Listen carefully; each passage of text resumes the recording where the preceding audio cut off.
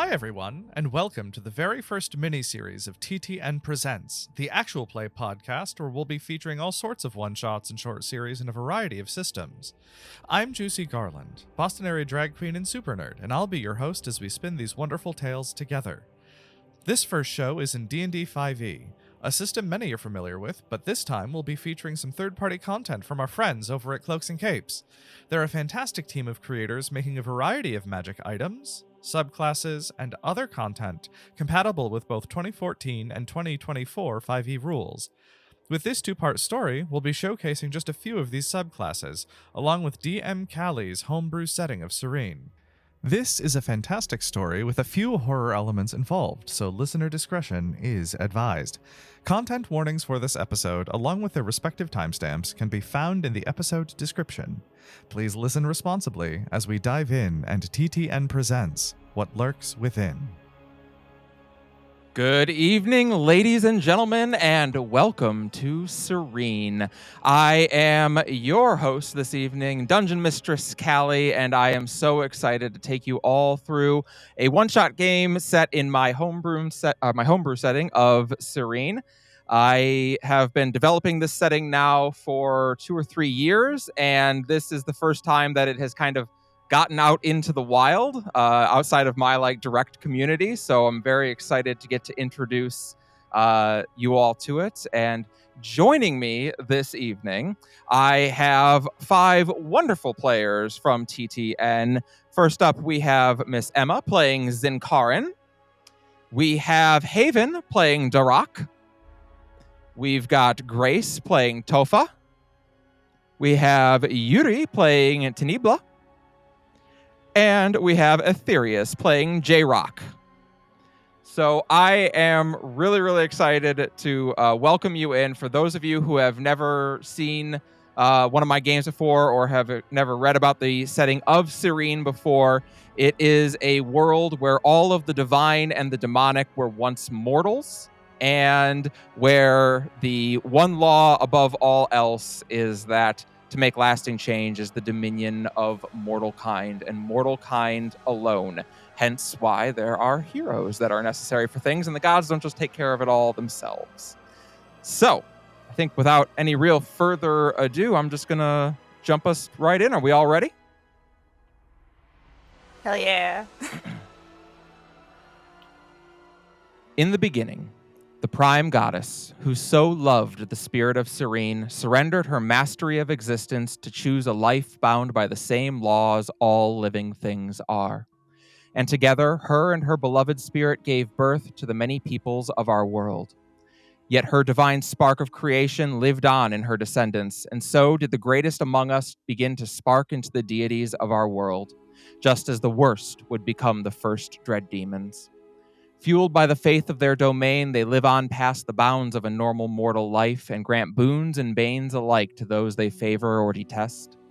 Yet they also give up the most precious gift given to her children by the prime goddess, to make change, for it is exclusively the dominion of mortal kind to make true and lasting change.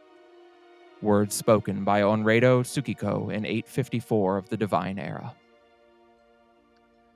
The current year is 1014 of the Mortal Era on Terrasen, and the world sits in the midst of an uneasy tension. The Dia Asenil, the machine elves, and their innovative minds have created a technological renaissance. Cures for diseases thought lethal, travel at speeds previously impossible, and expanded lifespans have all become staples of the generation. However, any beacon of hope is often accompanied by lurking shadows. The Fae have emerged from their home realm, no longer content to remain in the shadow of others, and have brought the conflicts of their courts with them. Above, a group of fiends called the Inferniae are thought to bide their time, making the moon Rosalind their home until the time is right to strike again. With all these factors at play, everyone seems to be just waiting for the spark that will ignite the powder keg. And as is often the case during times of tension, the appearance of dread demons, those whose spark ignites for all the wrong reasons, is on the rise. Over a millennia ago, the continent of Terrasen played host to the largest war the world has ever seen, as the many peoples of Syrene united with the Whispers in Silence against the dread demon of hatred, Scala. Today, Terracin is seeing a period of unbelievable growth and expansion, with new cities and settlements popping up all over the continent. The God's Grasp Forest has been steadily regrowing for centuries, and the Viper's Eye Desert, once a scar of the First War with Scala, has begun to shrink as a result. We turn our focus now to the capital city of Stone's Throw. A melting pot home to people of all shapes and sizes, it hosts a collection of everyday people trying to get by. Many find their work through the Dragon's Breath Forge, the single wealthiest entity on the continent, providing the incredible amounts of working metal required by many Dia Asenil enterprises. The city is also home to the Vigil, a demon hunter organization founded centuries ago to stand against emerging dread demons. And it is with a particular group of their hunters that we begin our tale.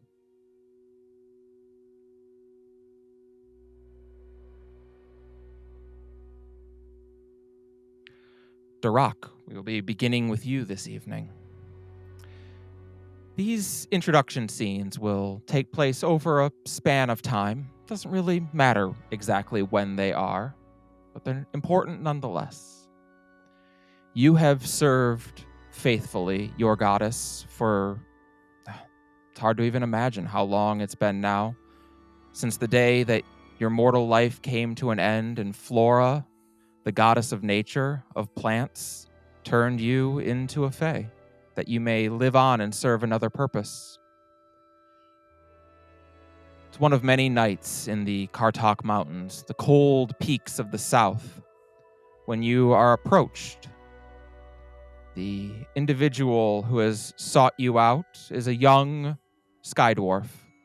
Those who believe they can read the future in the stars, that the Prime Goddess left a map of all that has ever been and all there will ever be in the skies. The man approaches you. He's young, maybe in his early 20s, with a heavy, full beard of brown.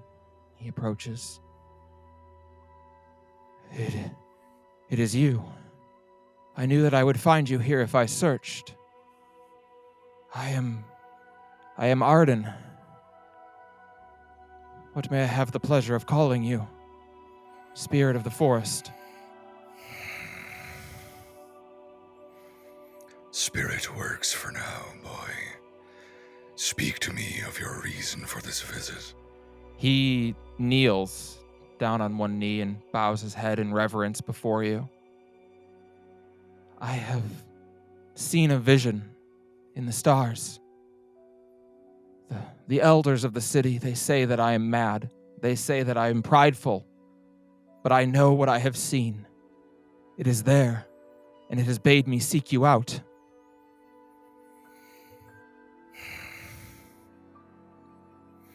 I have existed beneath those stars long enough for a few to know my name, boy. Tell me my name, and I will know your sight is true. He looks up at you, reverence in his eyes, but fear behind them, for he knows a name, and he isn't certain if it is the right one, yet in his heart, he calls you Darak.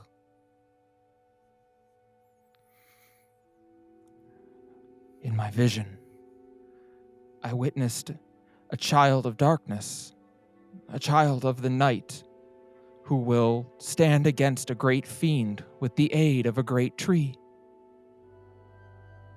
I believe that you are that tree, that you are the bastion that will aid this young woman.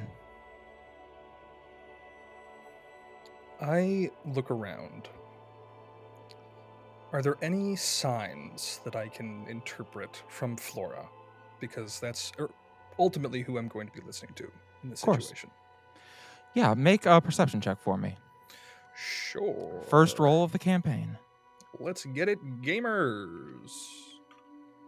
I have advantage on these. It's still at 10. I get a +7 advantage, and it's still at 10. Welcome to my luck, folks. Ah, a fellow cursed. I see. You gaze around in this area. Of course, your dominion is great. For Flora's dominion is great. Though you originally were created in the God's Grass Forest, you go anywhere where there is nature, even in the Kartok Peaks, which are often so frozen over as to be desolate much of the time. It is strange that he found you here, that he knew to come look when you would normally be so far away. Perhaps it is Flora's boon that he located you.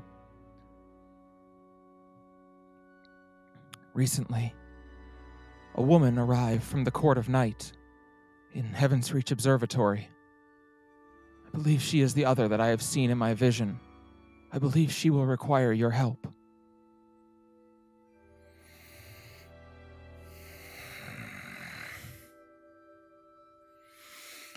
I will go with you, child, for now.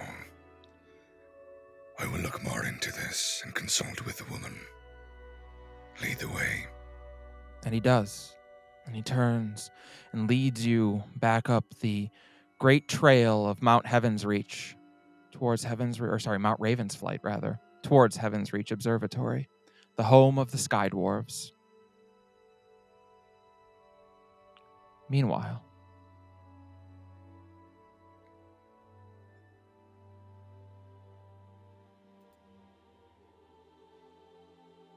Zinkarin. It's another night in Stone's Throw. You left Moon Bay a while ago, mainly because there was a bit of a misunderstanding. Maybe you were a little rash, a little hasty, but they could have been more patient also.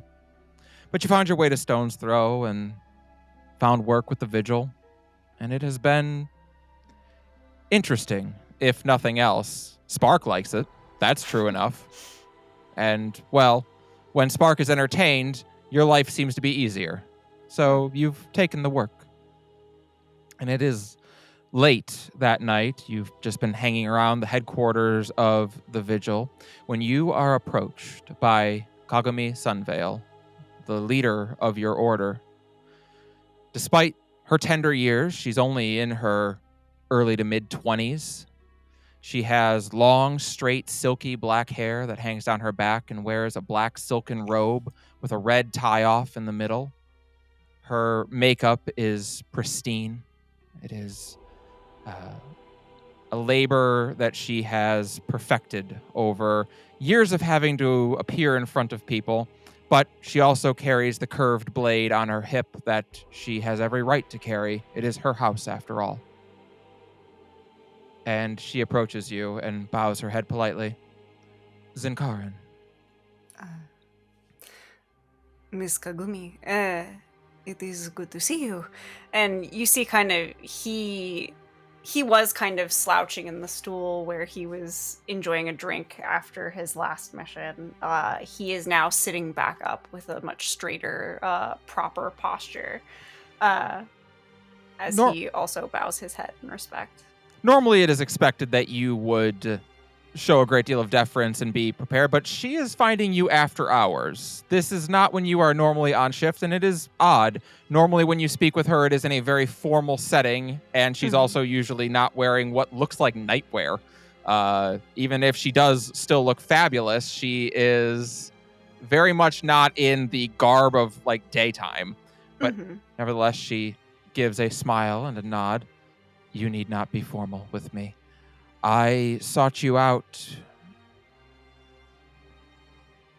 I have received a troubling report, and I mean to assign it to you if you are interested. Always. What is it? We've begun to receive word from Moon Bay, well, specifically the hamlets on the outskirts of Moon Bay, of a dread demon, or what they believe to be a dread demon. Of course, there are many who see what they think is corruption and cry dread demon. It would not be the first time that a mangy wolf happened about and someone thought it corrupted. Nor will it be the last. No, I would not think so. However, the reports that we've gotten of people in the area having disturbing nightmares caught my eye. To To that end, I am putting together a team to go out and investigate and, of course, take care of the problem, should there be one. You have proven yourself a capable member of the Vigil thus far. I am intending to send some newer recruits along as well as a seasoned veteran alongside you to help. Would you be interested? It would be an honor, though. I admit I am surprised to hear that if you are this concerned that we're sending so many new recruits. Is there a reason for this? I don't think it has escaped your notice that we are busier as of late than we should be. The political tensions of the world, the threats of the Inferniae above are lending themselves to people's sparks igniting for reasons of fear, mistrust. We are seeing an uptick in dread demons, which means it is time that we bolster our ranks. Of course. She nods and smiles. Tomorrow evening, then. Be prepared. I will have our new recruits brought here. Perfect. I will be ready to meet them. You'll be traveling with Miss Hikari as well as soon as she returns. I believe you two have worked together before. I believe a couple times, yes. She nods. And you would know Hikari to be basically her right-hand person, where Hikari often serves as her bodyguard and often is basically, if Kagumi's not around, Hikari's in charge. Mm-hmm. So she bows her head politely. Then I look forward to word of your success. Have a wonderful night, Zinkaran. You as well, ma'am. Thank you. She nods.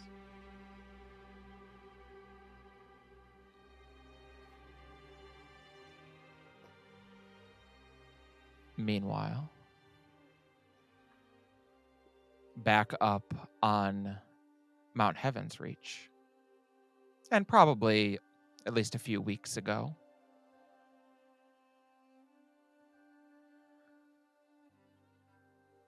Tenebla, your arrival in Syrene, of course, you are a denizen of Syrene like any other, though not of the mortal plane. You come from the Fey realm, where, well, specifically the Court of Night. But one day, you will not be a loyal subject of the Court of Night. One day, you will be the Priestess of Shadow. One day, you will run the Church of Shadow. And if you are to do so, you must understand the world beyond just what you know there. So you have been sent, and you arrive in Heaven's Reach Observatory, indeed the closest place on Syrene to the Court of Night. It is cold when you arrive, and the sky is vast and clear. The great moon Rosalind hangs in the sky, beautiful, as if it dominates the entire southern half of the sky. A great aurora hangs over to the south beneath it, and you see your breath in front of you. And indeed, as you step down, there are dwarves all around you, looking at you, surprised at the new arrival to their little city. And one of them approaches, a woman probably in her 40s, maybe an elder of some type of the city, someone who speaks for others, who approaches. She has deep blue hair that is tied back in a series of braids, wears a heavy fur coat. Obviously, it's very cold here. And she looks at you. Greetings, I am Opal. It is a pleasure. I presume you come from the Court of Night? Yes. I am Tenebla, descendant and successor of Syrene, the priestess of Shadow of the Night Court. There's murmuring among the crowd as she smiles. Well, Your eyes are gifted as to bear Rosalind themselves. We welcome you. Please, come. Will you feast with us? A feast for the body, or a feast of the mind? The woman smiles. Well, the Sky Dwarves take all meals together, though perhaps one may yet be the other. You are wise. I would very much enjoy that. I will join you. And you are taken over to a great long hall. As the doors open, you can see a number of hearths within that run the lengths of either side and great chimney stacks above to bring the smoke out. Here, unlike taverns, though you've really never seen a tavern either, there are not individual tables, but instead 4 great long tables that run the entire length. And it seems the entire village takes their meals together here. You see no gold exchanged hands, despite the fact that you were warned that that is how things work on this prime plane, the material plane rather. Here, meals are provided because the village must eat. And so those whose job it is to cook, cook. And those whose job it is to eat, eat. And you are able to sit with the dwarves as they partake in a feast. Deer that has been hunted and given thanks for.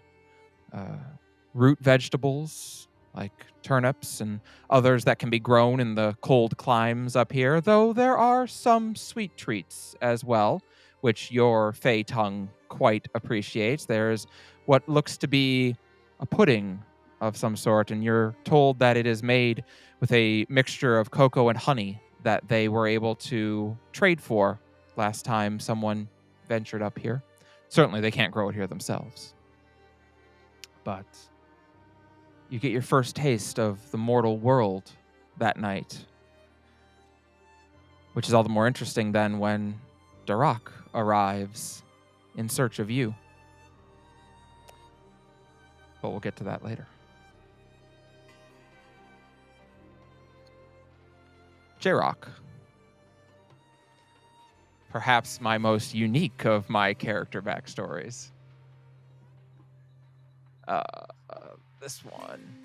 It's been another great day, because they all are. The College of Arcanum in Stone's Throw is one of the greatest institutions of higher learning in the entire world. Mages the world over would kill to be able to have a semester of study at the College of Arcanum. And you were so fortunate as to have parents that were willing to support you in going. Granted, you had no interest in it, so you instead went to the party college right next door and told them that you were going to the College of Arcanum, but that's a problem for future J-Rock. You are a Dia As Anil, and since time immemorial have the Dia As Anil lived in something of a symbiotic relationship with their god, the Machine Prince. For all Dia As Anil are born androgynous. They are born incapable of reproducing. But, as has been true of every Dia As Anil since the founding of the people, when they turn 25, their deity, the Machine Prince, grants them the form of their choosing. And so is the Machine Prince sustained on the faith of his people, just as the people are sustained by their deity. The truly symbiotic nature of those who practice technoturgy and technoprosthesis. For you, it's a big night, because it is the last day of you being 24 years old. And tomorrow, you have the right to return to Mitra Centauran and stand before the great golem that the Machine Prince will inhabit and give you your form. You've seen it a number of times, of course. The great temple where a young Dia As Anil kneels before this great lifeless golem, which then springs to life and speaks And so as you sleep that night, maybe it's not so strange that you have dreams, wondering what will be tomorrow. But what you're not expecting is the dream that you get. Because as you are dreaming, you don't dream of what you'll look like. You don't dream of the awesome party that you just had. You don't dream of the good times at school. You dream of a woman, which is probably new for you. You dream of an old woman, very old. She is more machine than person. Most of her flesh at this point looks to have been replaced with technoprosthesis. From the neck down, she has hardly any flesh, only one strip of old leathery flesh that runs down the side of her face and down over her shoulder, and every other piece of her is machine. And running across that little leathery strip of old flesh is a clockwork wolf, a tattoo that runs and dances across her flesh. And she stands there with a cane supporting her and looks at you. Her faded, thin, gray hair only barely masking some of her face as she looks at you. Yes. Won't this just be a treat? Hello, young man. Oh, shit. There's a moment J-Rock is weighing if his present reality is the result of the metric ton of hallucinogenics he took the night before. Definitely a or possibility. If this is a dream.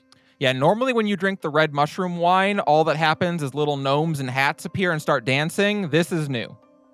Oh, fuck. Okay. Hi? Yes. Hello. Am I... Oh, God, I didn't trip too hard, did I? Oh, God, dude, did I die? Are you here to tell me I'm dead? Oh, shit. Yes. You're dead.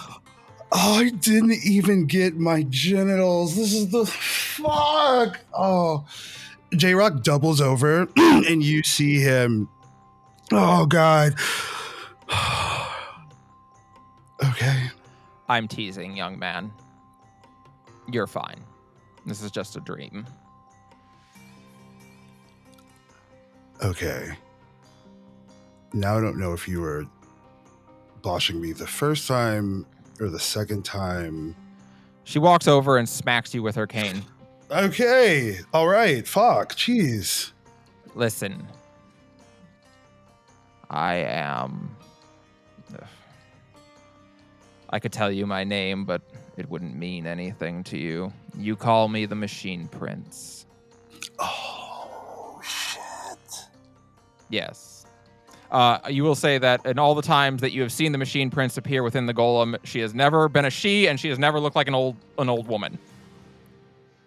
Oh, fuck. You see J-Rock searching for the honorifics. Gloriousness. I'm so sorry. I no idea. I've never seen this visage I don't of you care. before. I Okay, don't. I don't care. I am here because, as much as it makes me wish to vomit to say it, I have need of your assistance. Okay, hurtful, but continue.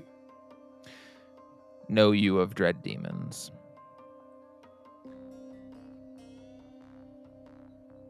Like, and he gestures around the dreamscape, like, here? In general. Oh.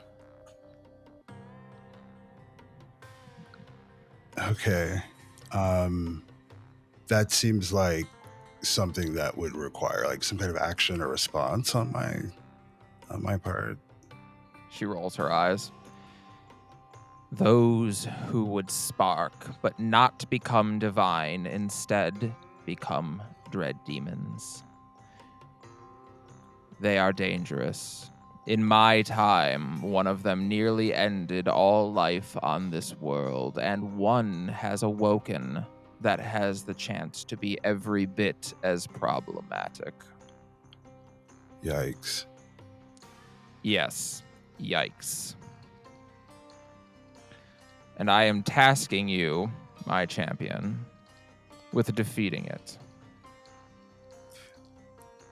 Is this like a pilgrimage? Is this like... And he resists the urge to give this elderly visage of the machine god like a big bro hug. And so you see like a straightening, and Jay like, yeah, like, bro, you say less. She is a very cranky old woman who looks at you. Would that I could. Anyway, you will not do this alone. Seek the vigil. Seek a man by the name of Zinkarin. I believe you know them. They will be in a similar task, along with one from the Court of Night, as well as one from the island of Ceres. And another goddess is chosen. You see J-Rock kind of like tuck a little bit of his areas, some dreads that are down. He tucks them. He's trying to look casual behind his ear. Yep. Oh, so you said like Zinkarin like may or may not like be there? They look at you. They most assuredly will be there. Oh, cool. That's cool. The look on their face is 1,000-yard stare of ugh. And yes, they're still single, if you're asking. Okay. A genuine blush on this bro dude's face that I don't think he knows how to handle. So he's just like, okay. If you have the rest of the details for this, I want to get going on this. And then he catches himself, your machine gloriousness. Kelsey will be fine, actually. Kelsey? My name in life. Oh, okay. So, go in the morning to the headquarters of the Vigil. It is here in Stone's Throw. Meet up with Zinkarin and volunteer to go and hunt the Dread Demon. And know that you carry my blessing. Does that come with any, like, tangible benefits? Like, any, like... At that, she gives a small smile. But of course. It has been my place since time immemorial to grant you the form that you desire. I suppose if I'm sending you to your potential death, you might as well get at least a chance to experience it. What was that first part? Don't worry about it. Okay. So, she looks like she's very upset at having to call you this. J-Rock, what might I grant unto thee? And the way we're going to do this is she is going to raise her cane and slam it into the ground, and you're going to feel your body begin to twist and change. And Aetherius, I'd love you to tell us what you look like. Oh, yeah. We would see. So J-Rock is still got some of his original form left. I'd like to say there's still some like biological like quirks to J-Rock, but by large, I think we would see his body contort in ways during this brief transformation that would seem very painful and near impossible or uncomfortable. These angles would be very difficult for the average human to see just because of how our brains work when we see bones bend in the way that they're not supposed to. Yeah, it's not good. Yeah, he's doing like a full 80s Transformer kind of like action figure thing, but like with his body. And when he like forms back, we are going to see, I'm going to say that like J-Rock, and let me know if I can do this, Callie. I'd like for J-Rock to be specifically like very metallic and machine, like Colossus X from like the waist up to the head, where he has like a normal normal human head, this like kind of huge fucking like jacked, muscular and reflective, very shiny, and you would see all of the intricate kind of like circuitry and different various beep boops that he doesn't even know the purpose of. And then from the waist down, I would like to say that he has just kind of normal human legs, but J-Rock, he's got a dump truck. J-Rock has got cakes. He's got a fat ass. He's rocking it. Okay. Yeah, he's thick with 7 C's. J-Rock is. Dig it. Mm-hmm. Well, I was going to ask you which technoprosthesis you would take, but now I have my answer. Wait. In addition to this, you are given a major technoprosthesis, which is the greatest invention of the machine elves. You feel, as you are taking your form, as a alloy of metal begins to weave through your flesh, giving it an almost metallic appearance.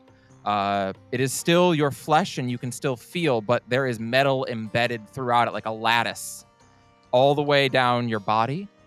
And you may take major technoprosthesis armor plating. It's a feat that is available for you. It grants you a +1 bonus to armor class and a +1 bonus to constitution. Oh my God. Thank you, Machine Mommy. That was Aetherius. That was not J-Rock. Yes, I will tell you that would definitely be the first time anyone has called Machine Prince Machine Mommy. I don't hate it though. It kind of gets me moving, if I'm honest with you. I will say that I think J-Rock has decided on a Wang, and really his point of contention that he's really trying to serve through. He's really doing the circumcised versus uncircumcised battle in his head right now.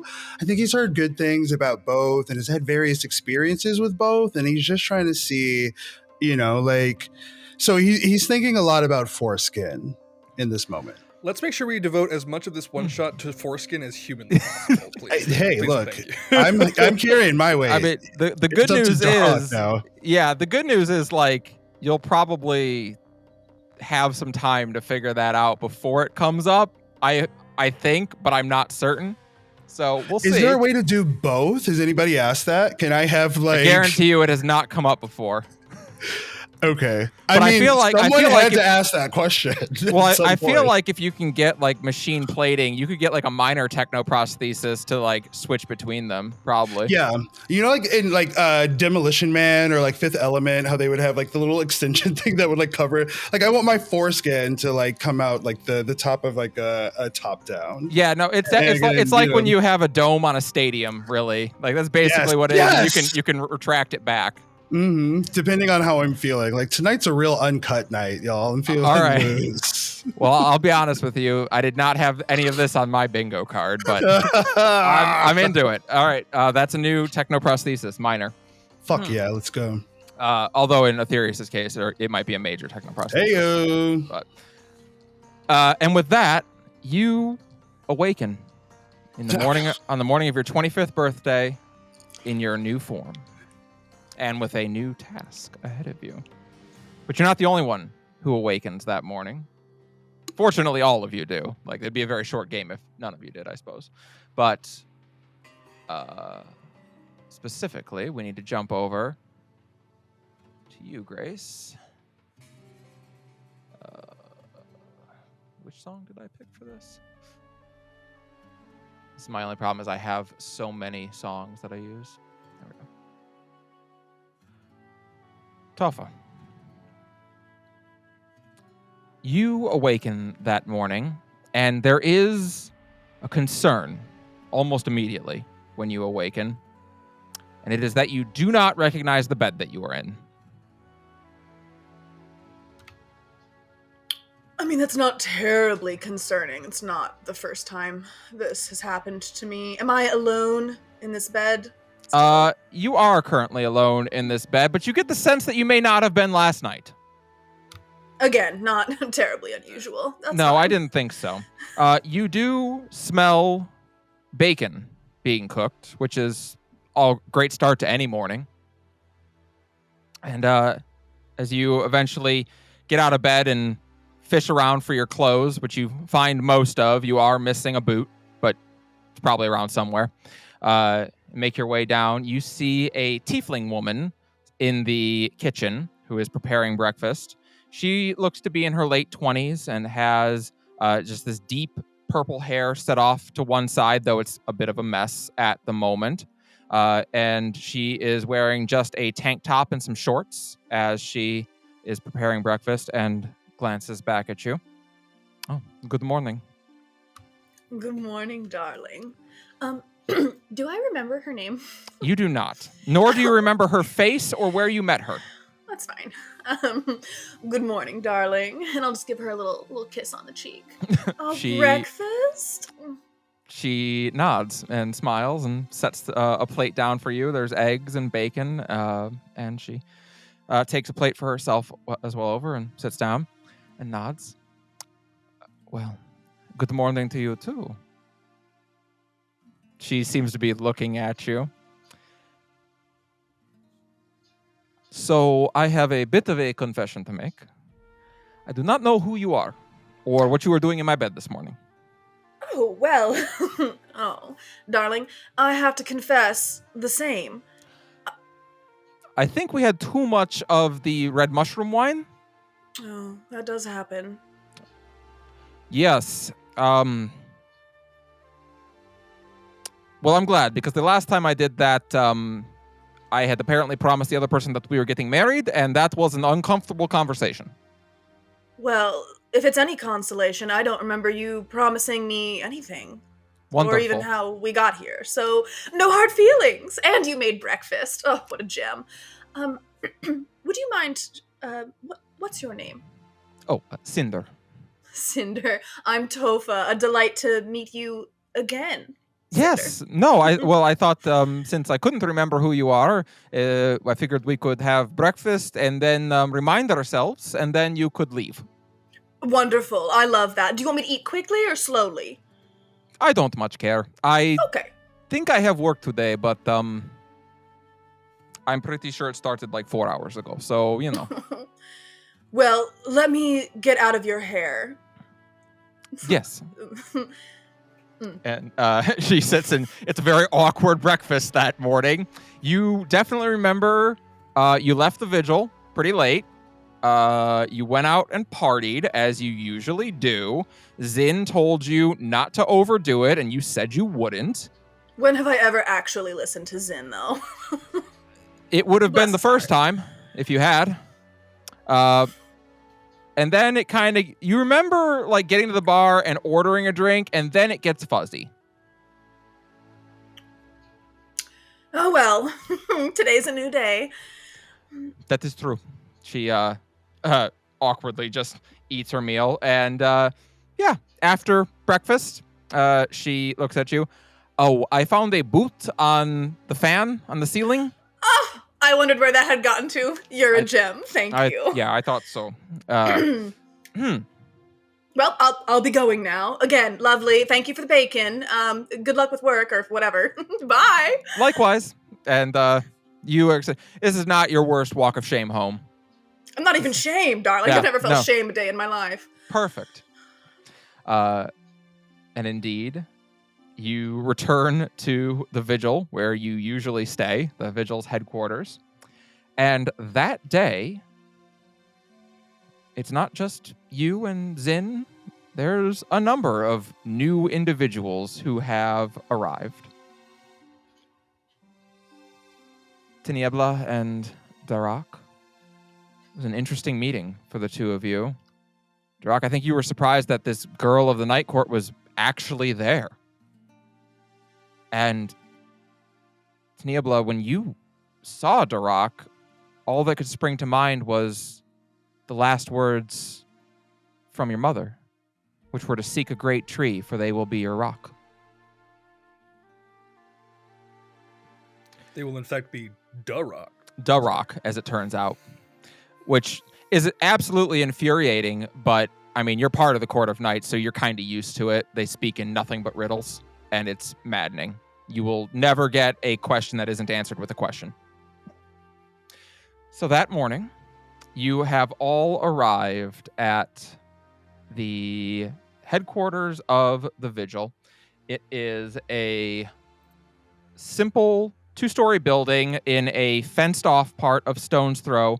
The fenced-off area basically has its own little garden and forest that has grown there, and then there is a two-story home in the center of it that belongs to Kagami Sunvale and to a number of higher-ranking Vigil members that stay there.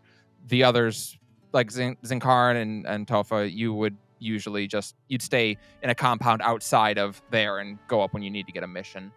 But you are all invited there for lunch this early afternoon/morning at the request of Kagami Sunvale. Well, most of you were invited for this lunch. Specifically, Darak and Tiniebla, you were invited, and Zinkaran, you were obviously invited, so by extension, Tofa, who's on your team, was. J-Rock, you weren't invited. They were very surprised when you just showed up this morning. But Zin, you're the first one who sees J-Rock, who has just wandered into your headquarters. And I think seeing him, Zin's eyes would raise a little bit and just be like, it's been a little bit since he's seen J-Rock, but he's always happy to see his old friend, and he's just like, J-Rock, this is a pleasant surprise, and just opens his arms for a hug, and is like, you look different. I swear to God, a fucking Coldplay song plays in fucking J-Rock's heart right now. As he turns to look to Zinkaran, the way that Zinkaran is standing, the light from the sun is hitting his eyes and illuminating them in this way that is just captivating. And so we would get this kind of almost slow motion beat wherein we just see Zinkaran through the eyes of J-Rock, this kind of perfect being. And then we would snap back into it. And at the open arms, J-Rock is gonna go up to Zinkaran, and he's gonna give Zinkaran a big bear hug and give Zinkaran a swing around, a good once around. Oh, buddy. Oh, and then, bro, you smell like sandalwood. And he pulls Zinkaran back. Who are you trying to impress? Well, I've got. Why did I switch into French? Oh, Jesus. Sorry. This is trying to get the accent back. I have an important meeting today, something about a mission. What are you doing here? Oh, shit. You're on a. Yeah. Hey, maybe. Probably not. I'm doing something for God, but maybe we might be on the same mission, dude. Well, what mission did your God send you on? Oh, that's such a good question. Zinkaran thinks, or no, sorry, J-Rock thinks for a minute. There was something about meeting other people and I was told I should come here, I think. I don't know. I'm sure it'll come to me as the day goes on. So, and he looks around. Unless your God is sending you to hunt dread demons. Oh, that's right. Yes. That's right. And you hears the recognition. Yeah, that. Yes. I too. Wait, are you? That's what you're doing? That's my job, J-Rock. I've told you this. I guess I'm just now realizing that I've never fully conceptualized what you do for a living. I kind of thought you just hung out here and did the occasional chore, but you hunt dread demons? Holy shit. And he slaps your chest kind of playfully. That's so fucking cool, dude. Yes, it's not as cool when you're fighting them, but it is a pretty cool job, yeah. Okay. But why? So you're one of my new recruits then. Okay. Yeah. And he kind of throws an arm over your shoulder and is like, now tell me why the hell your God is sending... No offense meant in any I get sense. it. He gets it. But J-Rock is I don't see you as the demon hunting type, so I'm confused as to why you specifically would take this mission. We see J-Rock kind of look up contemplatively for a moment. There's a reason why he's not sharing with Zinkarin like what he was told by the machine god is he doesn't want to like make this any more of a thing. Like the more nonchalant, like chill he can play this, like, oh shit, you're hunting like very casual, like low expectation, dread demon hunt, just chill, just like a real dread demon hunt and vibe type of night. And so we see him yeah, so I think it may have to do, and you see a little look of uncomfortability. He's going to make eye contact with you, Zinkarin, and then kind of look the other way. Let's just say that, like, there's certain steps and this is Aetherius's, Bert, what do this type of machine elves, what do we call ourselves? The Diasanil. The Diasanil? Mm-hmm. There's certain steps in a Diasanil's life, some of them more important than others. And I think the most concise way that I can put this is that I am approaching like a milestone in my life that will irrevocably change things. And so, yeah, not to brag, but just saying, if this dread demon hunt goes well, yeah, your boy might be looking at some, let's just say, some new equipment. Okay, exciting. Then in that case, and he sort of looks you up and down. I am going to see my boss, who is giving us this mission, and by extension, you, if you're coming along. And he kind of just starts like straightening up your outfit, making sure you look like spick and span. Like you see him sort of like adjust whatever shirt you're wearing, or if you're wearing no shirt, like brush some dust off of your shoulder. Oh, now you're making me want him to be sleeveless right now after you said that, Emma. Okay. J-Rock showed up to this mission fucking sleeveless. I just left Philadelphia. Give this to me. Hell yeah. He'll brush like some dirt or something that got on like your bicep off of you and make sure you look perfect. It's like, okay, you're going to have to she likes people to be very poised, very polite, and yes, so especially if you've been sent for this, okay. And you see him sort of like calm himself for a moment. But we will get you through this. Dread demon hunts are no joke, but it will be a good time. And I am happy to do it with a friend. And, yeah, me too. Happy to do it with a friend. So. And with that, he'll sort of start leading the way up towards the. So you full on anime eyes. Ooh. You two make your way up to what is the usual meeting room. You slide open the paper door that is there, and within you see a table that currently there are 4 other individuals kneeling around. And we're going to take a moment now to describe our characters. Tniebla, what does your character look like? What do they see as they enter in? So you would see a woman who looks pretty young, but as far as Fae go, that is very deceiving. They look very young with raven black wavy hair that goes down all the way to right above their butt, basically. Wearing this very long black sort of gown, but it is very loose, and it looks like it is meant for like active activities, right? It's not like a tight dress by any means, but very like open sleeves. The sleeves have slits so her arms can come out of them. So does the bottom. You can't see her shoes. Obviously, like the Fae ears, and very dark eyes, with her pupils being like this odd kind of silvery white, that just reminds you of reflecting like moonlight, right? And just very prim. They have like perfect posture. They're standing with their legs perfectly crossed.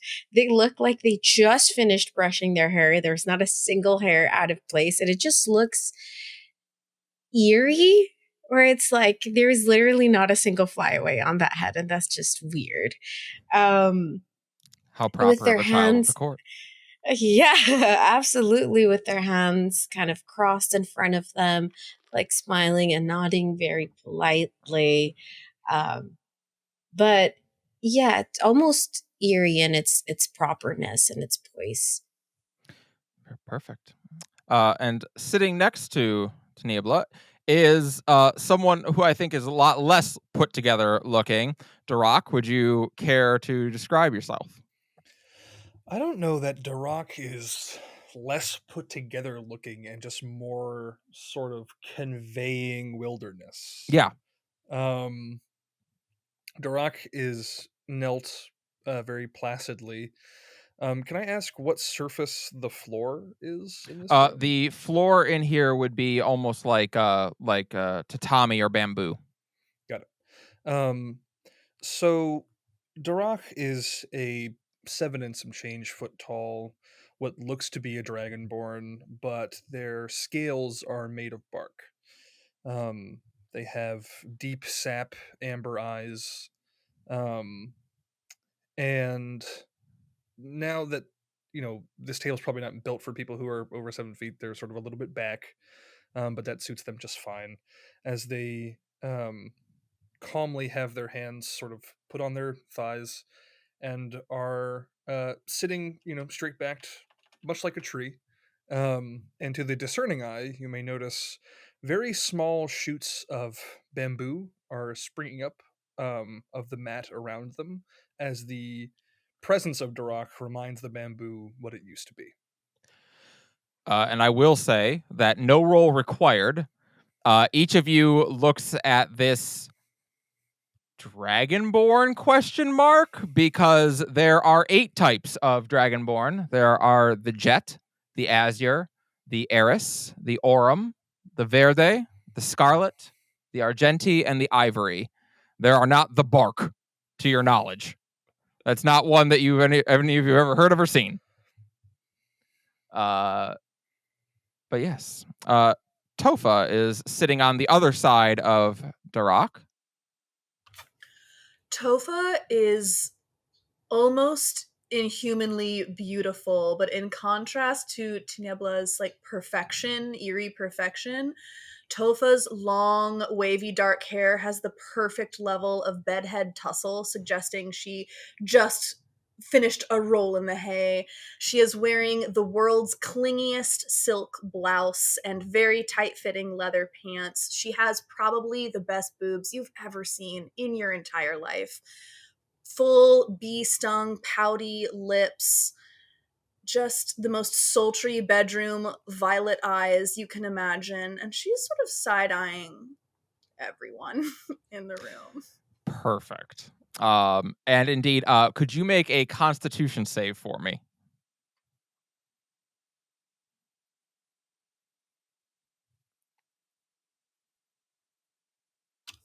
The 14? On a 14, I will say that you are not battling the hangover that some might expect you to be this morning. Oh, would I have, this is a fun little question, alcohol, is that considered poison? Technically, yes. Thank you. I'm going to roll that with advantage just to see if it's better. There you go. No, we're gonna go with the 14. Okay. Yeah, no, you are not battling the hangover that you might expect to be given the wild night. But that's pretty common for you. You've had a lot of wild nights. The tolerance is pretty high. Zin. Yes. So as Zin walks in, you see this lean but muscular elf with shoulder-length black hair that's been pulled up into sort of like a half up, half down hairstyle with like a man bun at the back. He's wearing this loose-fitting green tunic that is tucked into these brown leather pants with leather boots also covering the pant legs past the knees. He also wears these like leather hand wraps that extend all the way up his forearms, and a dark green cloak that hangs over one of his shoulders. And sort of slung over his shoulder, he has this morning star hanging on his back. That looks similar in style to a flanged mace, if anyone knows weaponry particularly. I know what it does to a skull. Yup, and that's makes all it he cares explode. about. And indeed, accompanying Zin, there is a Dia Asanil elf who has, you can see these kind of like almost metal weave fibers throughout the entirety of their flesh. They are very handsome and are rocking the frat bro look, complete with a sleeveless top, ripped sleeveless, to be clear. Yeah. So there is one more person in here as well, currently, who is sitting at the table. Zin and Tofa, you probably have met them before, but the others may not. Well, certainly have not. There is a woman sitting at next to where Zin sits down. She has kind of short black hair that goes down to probably her shoulder blades ish. It is also currently worn straight, though usually she has it tied back in a ponytail.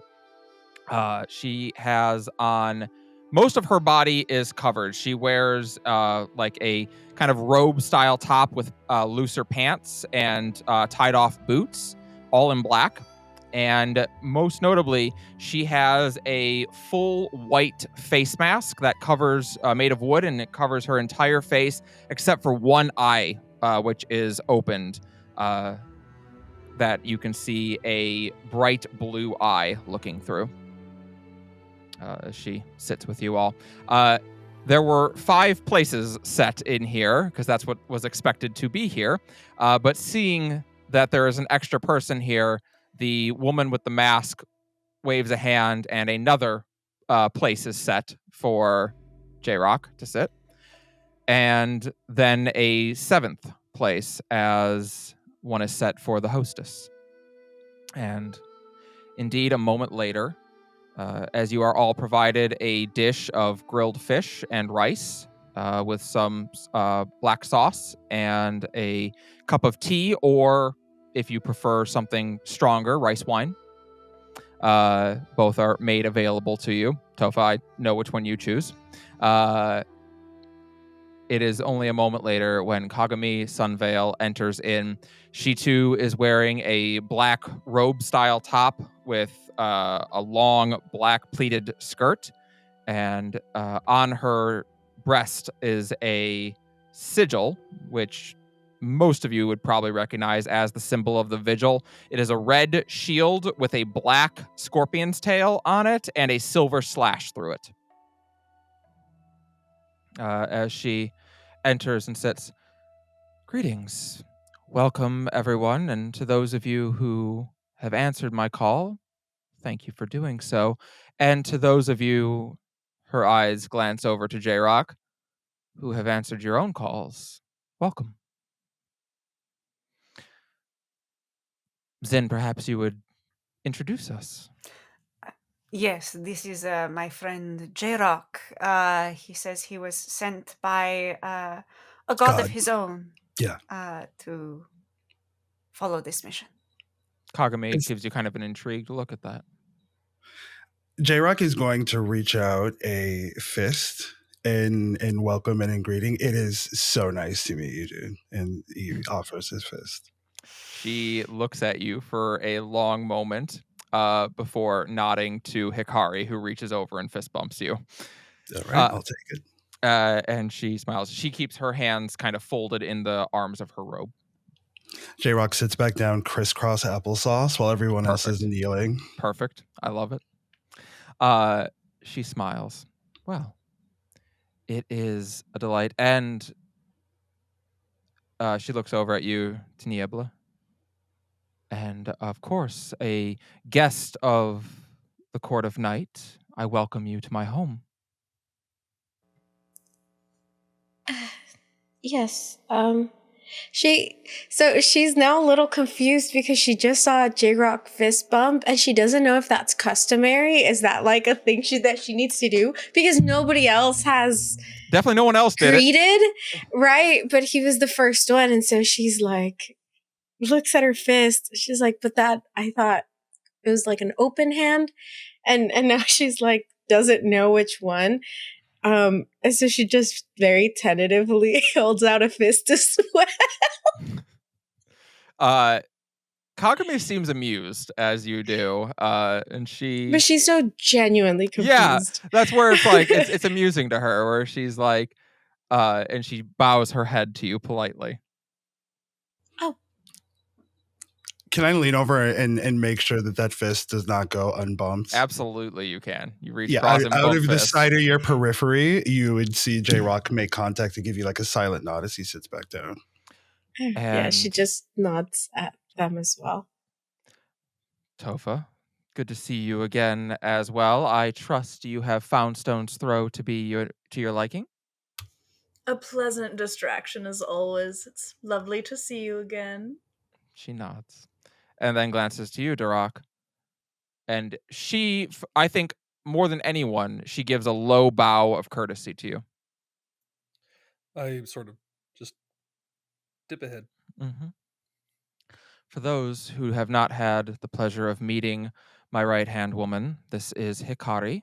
She has served as my bodyguard now for a number of years and will be assisting you in your endeavors dealing with this potential dread demon.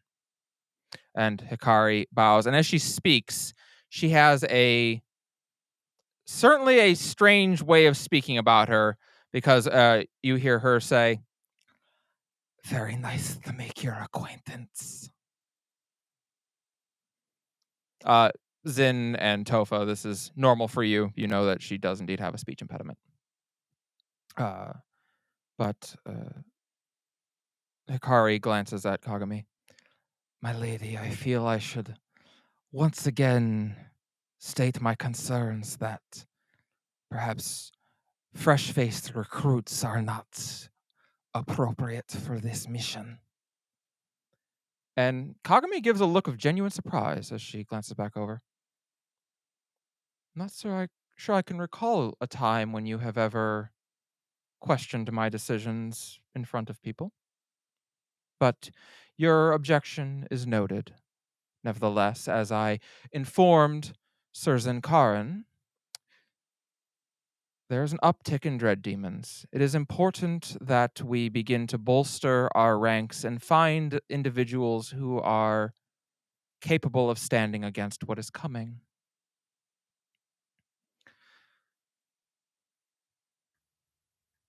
Each of you has been asked here because you are gifted. Zinkaran, you are a skilled warrior and a bright mind. Tofa, you are lethal in every delightful sense of the word.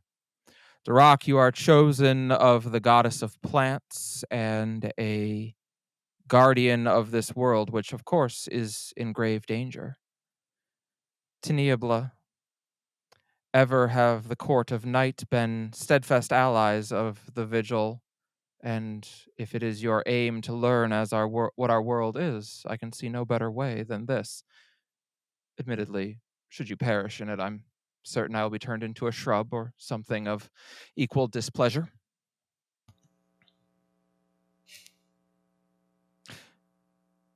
And J-Rock.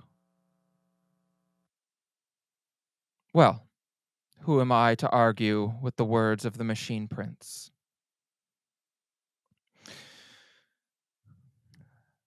Very well. We began to receive reports of demonic corruption in the God's Grasp forest near the city of Moon Bay.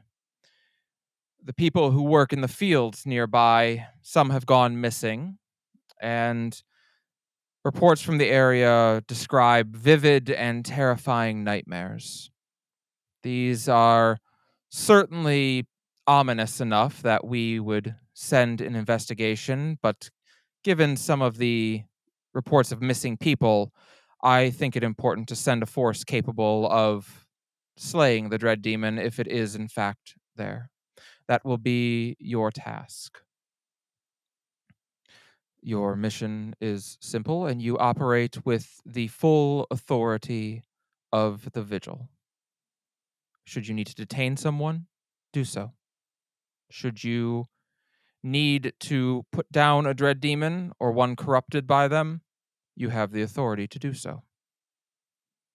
I'm granting you a stipend of 100 gold pieces to cover travel and expenses. The easiest way for you to get there will be to take the Golden Road between Stone's Throw and Moon Bay. You'll likely stay the night in Silver Walk and arrive at your destination the following day. Is there anything that I could answer for any of you?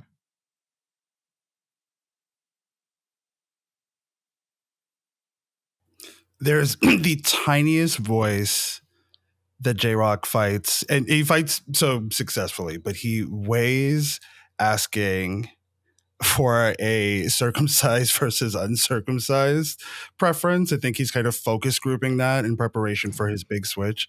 So you'd see a flash, a moment, and then even his judgment tells him not the time and place. Not So this person. This is Zin's boss. Yeah, he silently just kind of, you see him like just put his head down a little bit.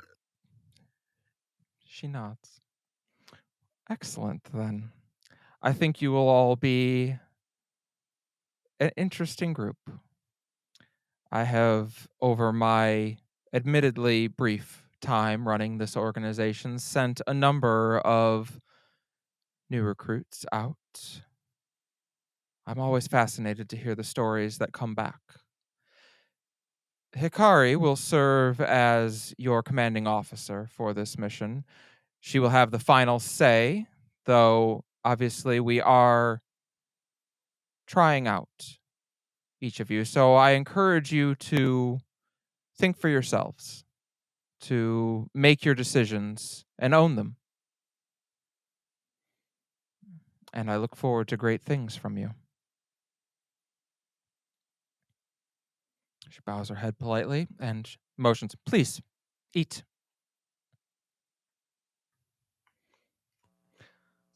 If anybody is looking, they would notice like Tiniebla puts an obscene amount of like honey into their tea.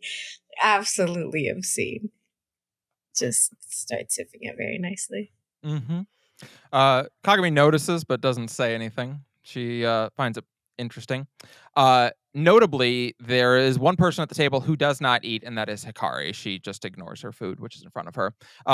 Zin and Tofa, that's not unusual for you. You have never seen her eat. Daruk doesn't eat either. Perfect. Actually. Then you also do not eat. Perfect. After lunch is had, you are all given your stipend to arrange travel and find out that there is indeed a caravan that is leaving from Stone's Throw to travel to Moon Bay. And at least for the beginning part of your trip, it would be easy enough to travel along with them. So. Yeah, Tiniebla's just, she's been very quiet, but it's because she's really just looking at everybody and just being trying to absorb as much as she can, because she's never like been with a group before, right? It's always her and then people aiding her. Mm-hmm. And so they're trying not to like mess this up in any way or be impolite, or so they're trying to learn how people communicate and do things and share things as quickly as she can. Perfect. Then I'll say that as you all get your horses, and there's a cart that you're able to rent out for the journey, which is easy enough, so you have something to ride on. and set out on the Golden Road towards Moon Bay and first to Silver Walk. It is lovely weather as you set out. The Golden Road runs between the northern and southern halves of the God's Grasp Forest and has been in use now for well over 2,000 years, since back before Stone's Throw was even the capital. That's been in use. And on this trip, you now have some time as you're heading. If anyone wanted to talk to anybody or get to know one another, you absolutely can. I think J-Rock is definitely going to lean into Zinkaran after some amount of time has passed. And I imagine they've been walking next to each other. And he kind of gives you the psst, trying to draw your eye line down to something. Okay. And he does kind of look. You would see that J-Rock is holding in his hand a rolled joint of pipeweed, or whatever the equivalent is in these times. And you see him make a look from the rolled joint to Duroc, to the rolled joint, and back to Duroc. And he's like pantomiming, like light. Do you think he'd care? I don't know that they would necessarily care, but you would have to ask them, but we can't smoke on the job, J-Rock. This is not the puts time. her head in between both of them and goes, Sinkaran is right. The polite thing is to ask. Okay. And honestly, he is just, because he's gonna try to avoid the he doesn't want to get in trouble with Zinkaran for smoking on the job, and so he's gonna try to find a way to stealthily smoke this now, but B, now that Timothy has joined the group, he's like, oh yeah, you are right. I should. Hey, by the way, I don't know that we've been reintroduced. That was also a pretty strong fist bump you had there, and he offers you another one. Oh, yes. Nice. I don't know if you met Zinkaran here. Customary for your people? Yeah, I think all of my brothers do it. Yeah. It's just a way to communicate that you're chill, and so culturally it's become a shorthand in my culture to communicate to a new one, especially a new person that you meet, that you are in fact dope and chill. What does it mean to be chill, though?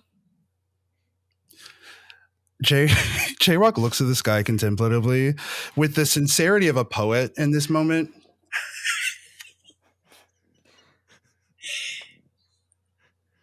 I think you may have broke them. Let me think on that for a little bit. I did not mean to do. No. Was I not That's supposed? The best question I've been asked, I think, maybe ever. You gotta blew my mind with that. I think I need to just sit with that for a second, because I'm like, she seems genuinely very happy at that. He's like, that's the best question I've ever had. She's like, you have untethered J-Rock's worldview a little bit, so he's just a little disoriented as he's walking. He's giving you a little of the middle distance stare, because he is really trying to figure out what does it mean to be chill, which to him is his equivalent of enlightenment or nirvana. Maybe this is one of those questions that you must ponder, and you might find the answer by the end of this adventure of ours. Do not feel obligated to answer now. I think some of the best questions require thought. He gives a sincere smile at that. I think I'm going to grow to like you. She doesn't know how to answer. She just kind of Okay, it just sits back Hooray. down now. Yeah, it's just. Well, great. At that point, Tofa will butt in. Well, I already like you. Hello. You're Is she very talking funny. to?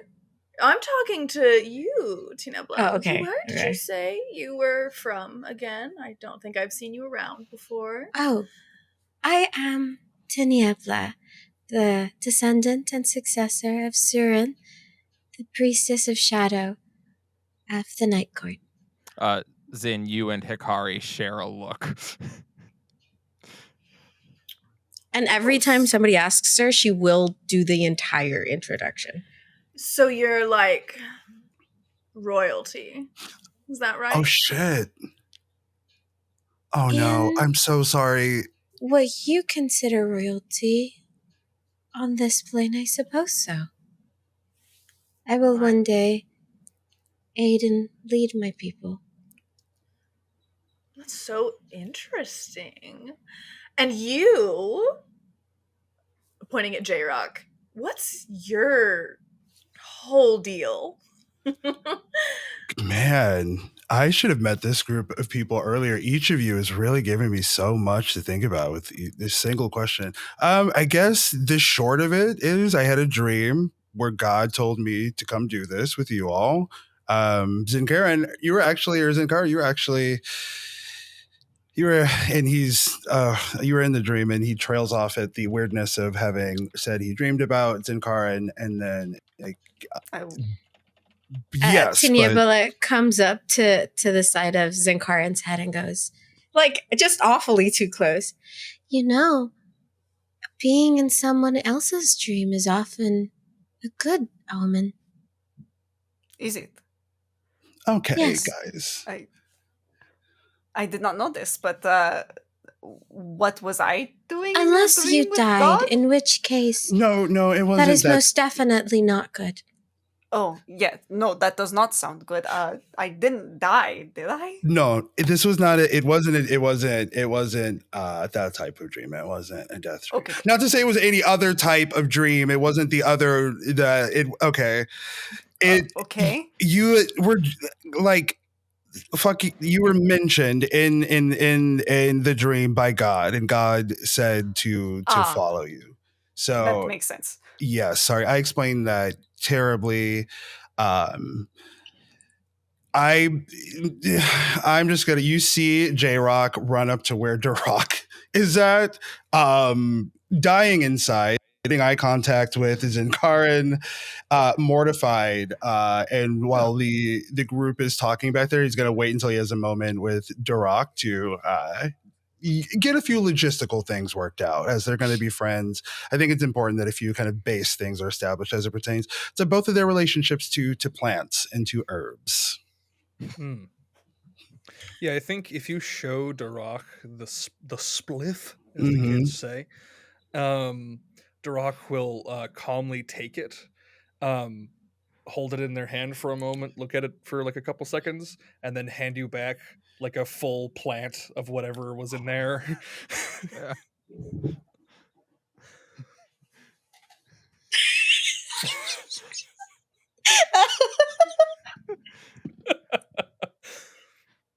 Oh, how I wish Duroc was real. Just the freshest stuff.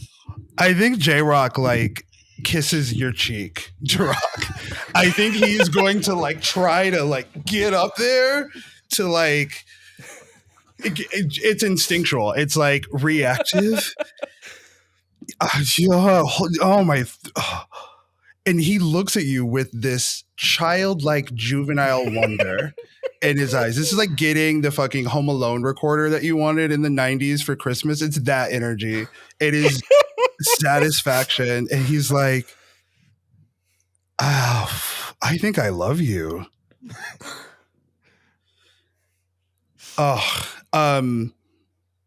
He is going to hold this back and up to look towards Zinkaran, where Zinkaran is like looking back and is like going to point from Duroc to the bud and back.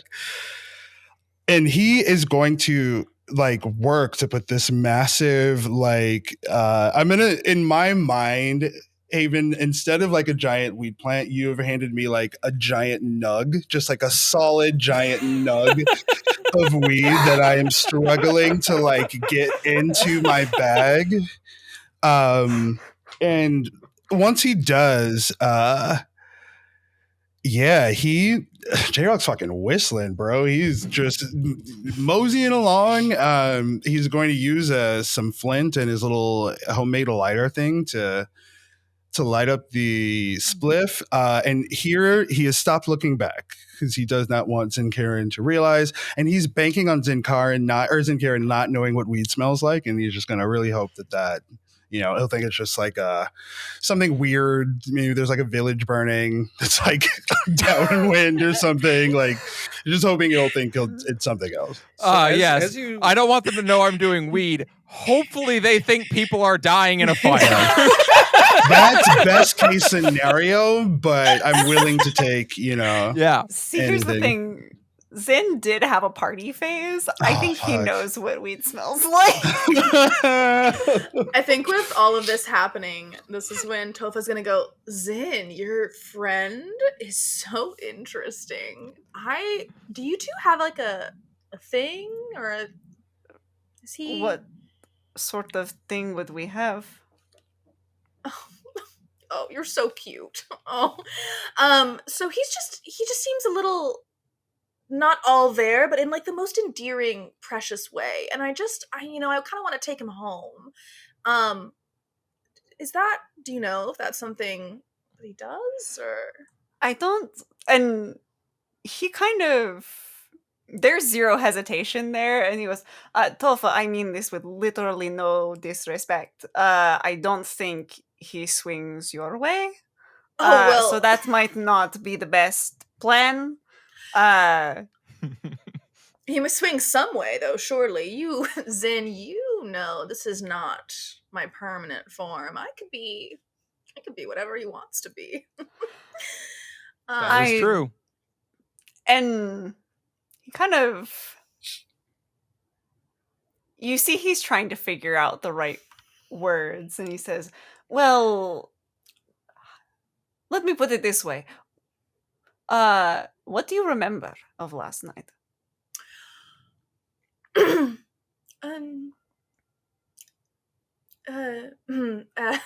That's what I thought. Okay.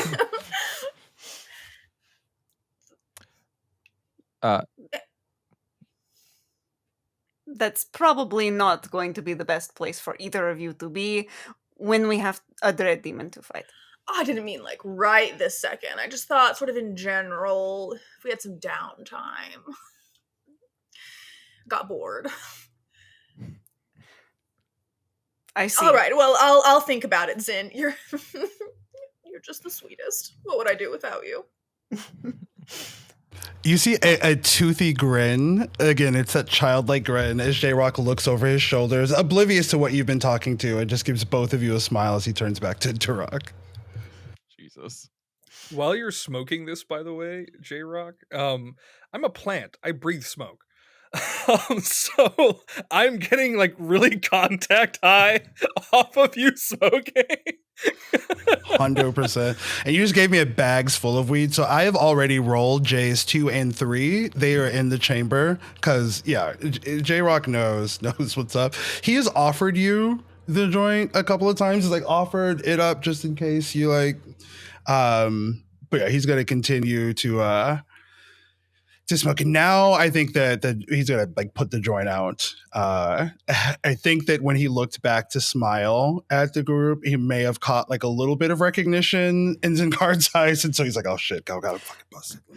Yeah, I think he was kind of like, he was in the process of like trying to figure out why he felt so strange about the idea of Tofa going after J-Rock. And I think as he's processing that, he smells the weed, wrinkles his nose a little, and then looks as J-Rock smiles and kind of raises an eyebrow, like, really? Hikari leans over and whispers to you, "We're all going to die."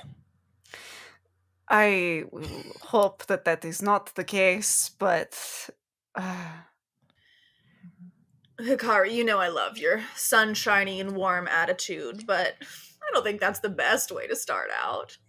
Taniaba leans in right in between Zenkaran and Hikari and goes, well, they're not wrong. We all do die eventually. Says the Fae. Yes, well, you all. Everything That will decays. Hikari glances at you. Child, you are of the Court of Shadow, yes? Or the Court of Night, the Church of Shadow. I am. You'll have to excuse a rusty memory, but that would mean that Syrene is one of your parents. The other, if memory serves, you would have never met, right? That is correct. Do you think they died? I do not think much about what has become of them. I believe if they are gone, if they are still here, then it is what was meant to happen. And if it doesn't affect me, either way, if they are here or not. So I do not dwell on it. Instead, dwell on the things of which I am currently learning, and those things which are currently affecting me and my task. You are wise. You might survive. Oh, I have to. As that's happening, Zin, a little flaming sprite of magma suddenly manifests on your shoulder next to you as you recognize Spark. And he's not at all unfamiliar with this. Spark kind of comes and goes as they please. And he kind of looks over at them and is like, well, I wasn't sure when you were coming out during this journey. Are you bored already? No, hungry. Yeah, hungry. Then what are you in the mood for? Goat. Yeah, goat sounds good. Yeah. I'm sorry I did not necessarily pick up goat in my rations, but... He points, and about 2 carts ahead of you in the caravan, you see a goat walking along. Goat. I'm not feeding you a live goat. Why not? Yum. Eat the ration instead. No, goat better. No. Wood chips. You can eat the ration.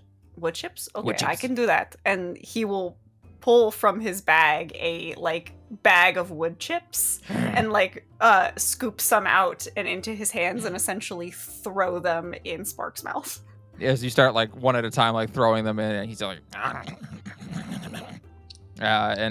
literally as he burns them, just little pieces of charcoal just start falling on the ground as he is eating them. What do the rest of us see in this moment? I'm curious. What does this look like to an outsider? Yeah, so you see, you know that the Dia on Nadwir, famously, when they are 13, commune with nature, and they are granted a spirit of some kind that will stay with them for the rest of their lives. And these can be widely varied. Some people get an animal spirit, some people get a primal force of nature, like a wind spirit or a water spirit. Zin, quite famously, got a little magma spirit. And their name is Spark. And they are... they're a magma spirit. They like to consume. They like to destroy things. They do what magma does. Mm-hmm. None of you understand what he's saying unless you speak Sylvan, Primordial. Mm-hmm. But you do understand, obviously, Zin speaking and tossing the little wood chips into this little fire spirit's mouth. Yeah, you would definitely see like Tiniebla is so like oh my gosh, it's so cute. She's just like all up just watching them eat. I think at some yeah. point Zin would look over at you to Niebla and like hold out his hand and be like, "Do you want to feed him?" Oh. Yes. Yes. And he'll hand you a few wood chips and just be like, "Just toss them in their mouth." Yeah, they're just like, this If is you've the seen best Howl's day Moving ever. Castle, it's Kelsifer. He Yes. literally just Yep. opens his mouth up Yes. and let you throw food in. But yeah, in her mind is like, look at this. I'm meeting new people. I'm going out on an adventure for the first time. Like, this has been great so far. Like, best day of my life. And she's just throwing wood chips like, yes. And he literally, as he throw them in, he just like, you see him go, just like chew them up a little bit. And then like little bits of charcoal come out. He seems pleased. It's hard to tell for sure, but he seems happy enough as he looks over at you, Zin. Goat would have been better. That's fine. I will buy you some goat when we get to town. Yes. But I'm not giving you a live one. Why not? Because that's not nice. It's not our goat. Fine. Have one. Buy goat dinner. Dinner. Yeah. Yeah. We will have goat for dinner. Yes. Spark seems pleased. As that's happening, here's the problem. The goat is now getting closer because someone else is getting closer, and as you look forward, approaching you is a little Asamar girl. She's probably like 8 or 9, and clearly she is blind. Like her eyes are just these milky white pools as she approaches you. She's got, the big little like eagle feathered wings on her back. And the goat that is approaching as well, the one that Spark wanted to eat, also is blind. But they both are approaching. And she looks up at you. Hello. Hello. Is there something I can help you with? And he is, at this point, has reached up to sort of hold Spark where they just are to make sitting. sure, yeah. Just to make sure. Yeah. No, I'm fine. I don't need help. I just wanted to say hello. Oh, well, hello. It is nice to meet you. What's your name? Melisandre. Nice to meet you. Melisandre. Yes. I am Zinkarin. It is a pleasure to meet you. Hi, Zinkarin. I have never met a member of the Vigil before. Oh, well, it's good fortune that you haven't had to. Perhaps, but you're all heroes, and I like to meet heroes. Well, that's very sweet. The goat told me I would meet 5 of you. The goat told you? Mm-hmm. He's pretty smart. Oh, really? And what is the goat's name? This is Vincent Van Gogh. The goat goes, meh. Well, it is nice to meet you, Vincent. Yeah, no, he said I'd meet 5 of you. So there's 1 and 2 and 3 and 4, and looks over. I don't know where the rest are, but I saw your symbol. Yes. You don't think she saw your symbol? You don't think she saw anything? No, yeah. But he's like making like verbal affirmations just to follow along, as you typically do when you talk to children. Well, I'm sure you'll see plenty more of us. Yeah. Well, I mean, hopefully not too many. But are you fighting? Are you going to fight a demon? Well, hopefully we don't have to, but if there is one to fight, we will. Cool. Yes, it is very cool. Yeah. She just kind of like bounces excitedly. I think Zin kind of looks to he's closest to Hikari, so he kind of looks at her and is like, what do I do? And then starts looking at the rest of the party like, I don't know what else to say to this little girl. Hikari is definitely like, I'm going to go check on the caravan, and she excuses herself. I think ahead where J-Rock has been talking to Duroc, and they now have like, they're both pretty buzzed. Like, he's been looking over his shoulder and watching Zinkarin interact with this child with this like kind of goofy half smile on his face, and in this like kind of half dreamy voice, without even looking at Duroc as he's talking, he goes, God, he's so good with kids. And while that's happening, Tofa, who speaks primordial, is going to lean over to the shoulder that Spark is sitting on. If you eat this girl's goat, I will find the nearest bucket of water and hold you in it. Do you understand me? Okay. I won't. No water. Water bad. Thank you, Spark. Precious little thing.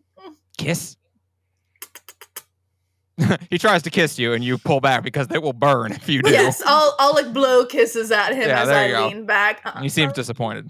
You know the rules. No touching. You can look, but you can't touch. Fine. No. Zin said, "We'll get me goat. Not that goat though. Another goat."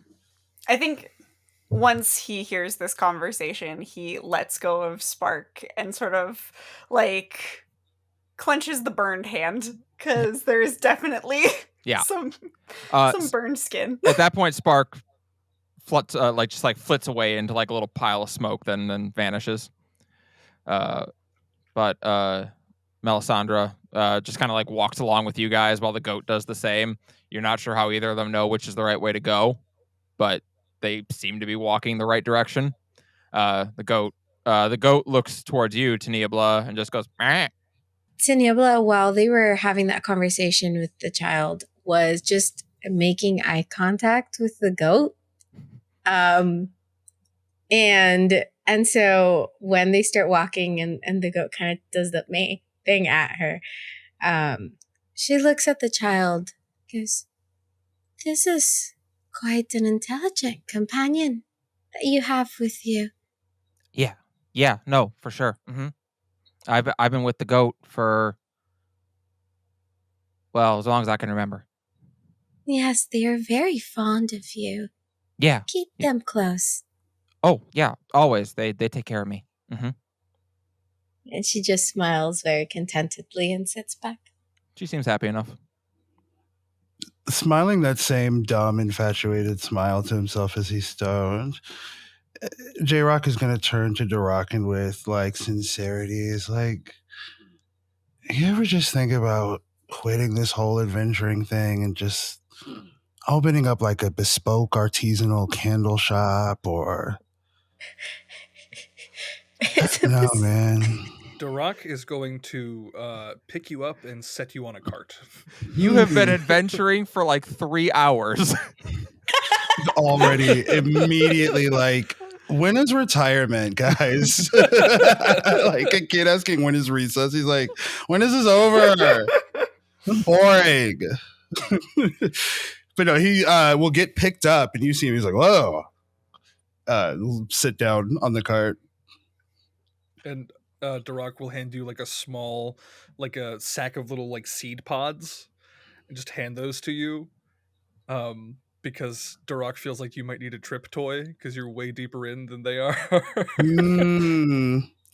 He's gonna take them out and look at these, and he gives you a look that Duroc, I think you would understand. He is communicating. Is this smokable? He's like looking at you like, is it? Okay. Yeah. You're gonna see him like put that in his pack, and he's still looking misty-eyed at you, Duroc, even as he's like bouncing along in the cart.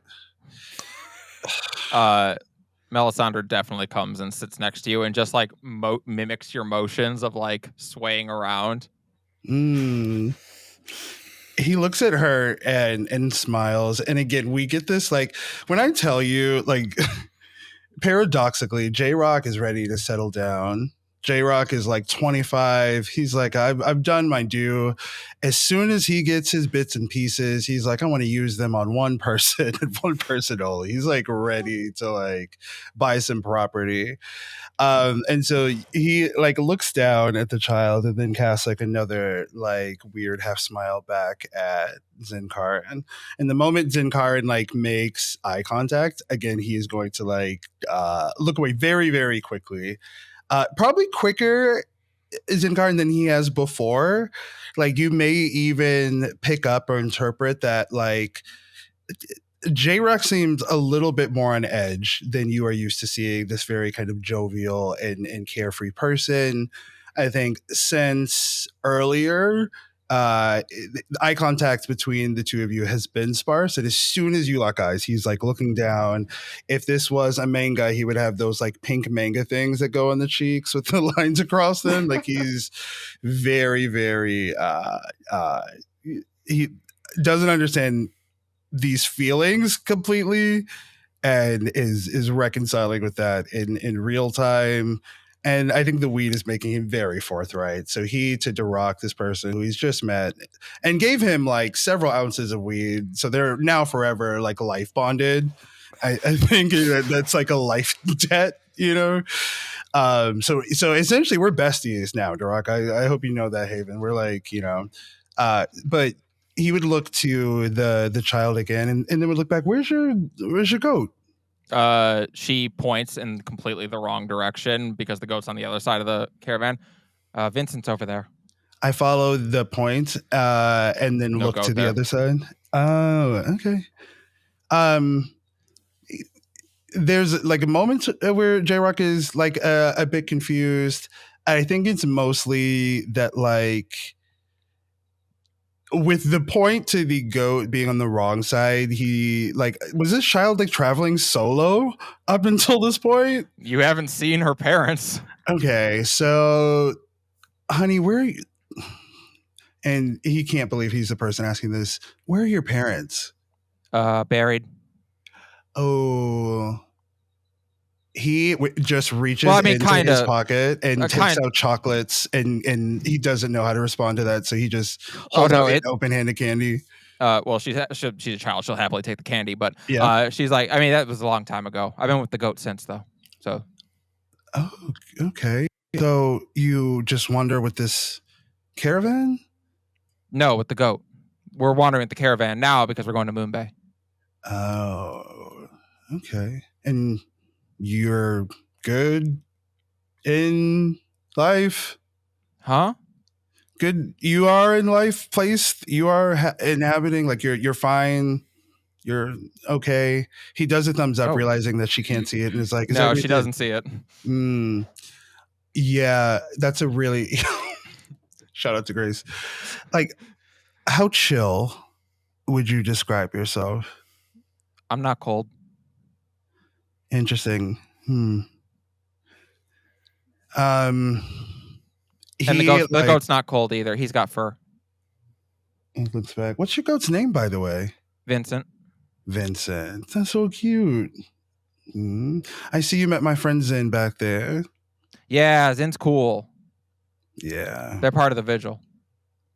I know. And being part of the vigil for all of like 30 seconds, he kind of puffs his chest out. And he's like, not to, not a brag or anything, but he might be talking to the newest member of the vigil. So. You're the fifth one.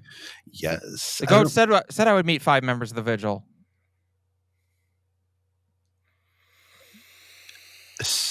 The goat is very wise. Mm-hmm. Very wise. He knows lots eyes. of cool things. I turned it to They take very good care of the girl. Mm-hmm. Did he talk to you too? No, I can see it. Callie, did you say the goat is also blind? Yeah. No, the goat is also blind. I'm gonna use my once a day speak with animals for free thing. Fuck yes. Oh, to talk to the goat? All right. Talk to this blind goat right now, Haven. You kind of summon up the energy from Fauna's choker, and you cast the speak with animals spell as you look over at this goat that is just walking along.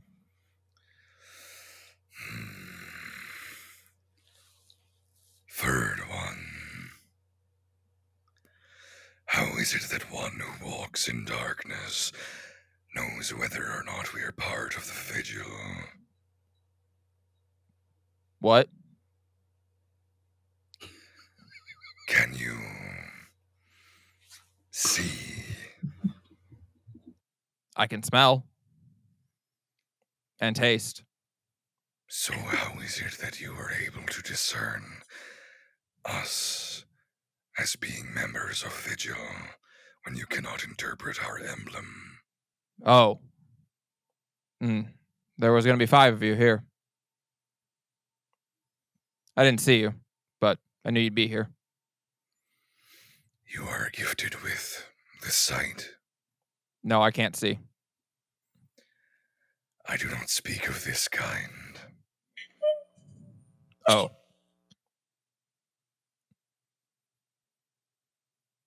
Dude, I'm a goat. What do you want?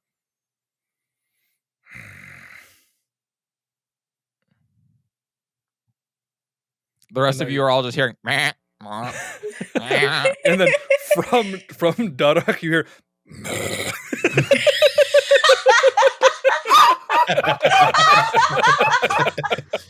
That's so good. That is the best thing ever. Oh my god. Oh my god.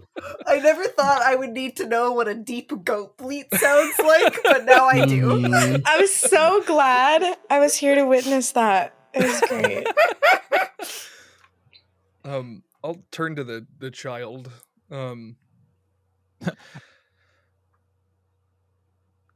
Child, Yeah. are you going to Moonbay to find a guardian? No, I'm going because they've got really good ice cream.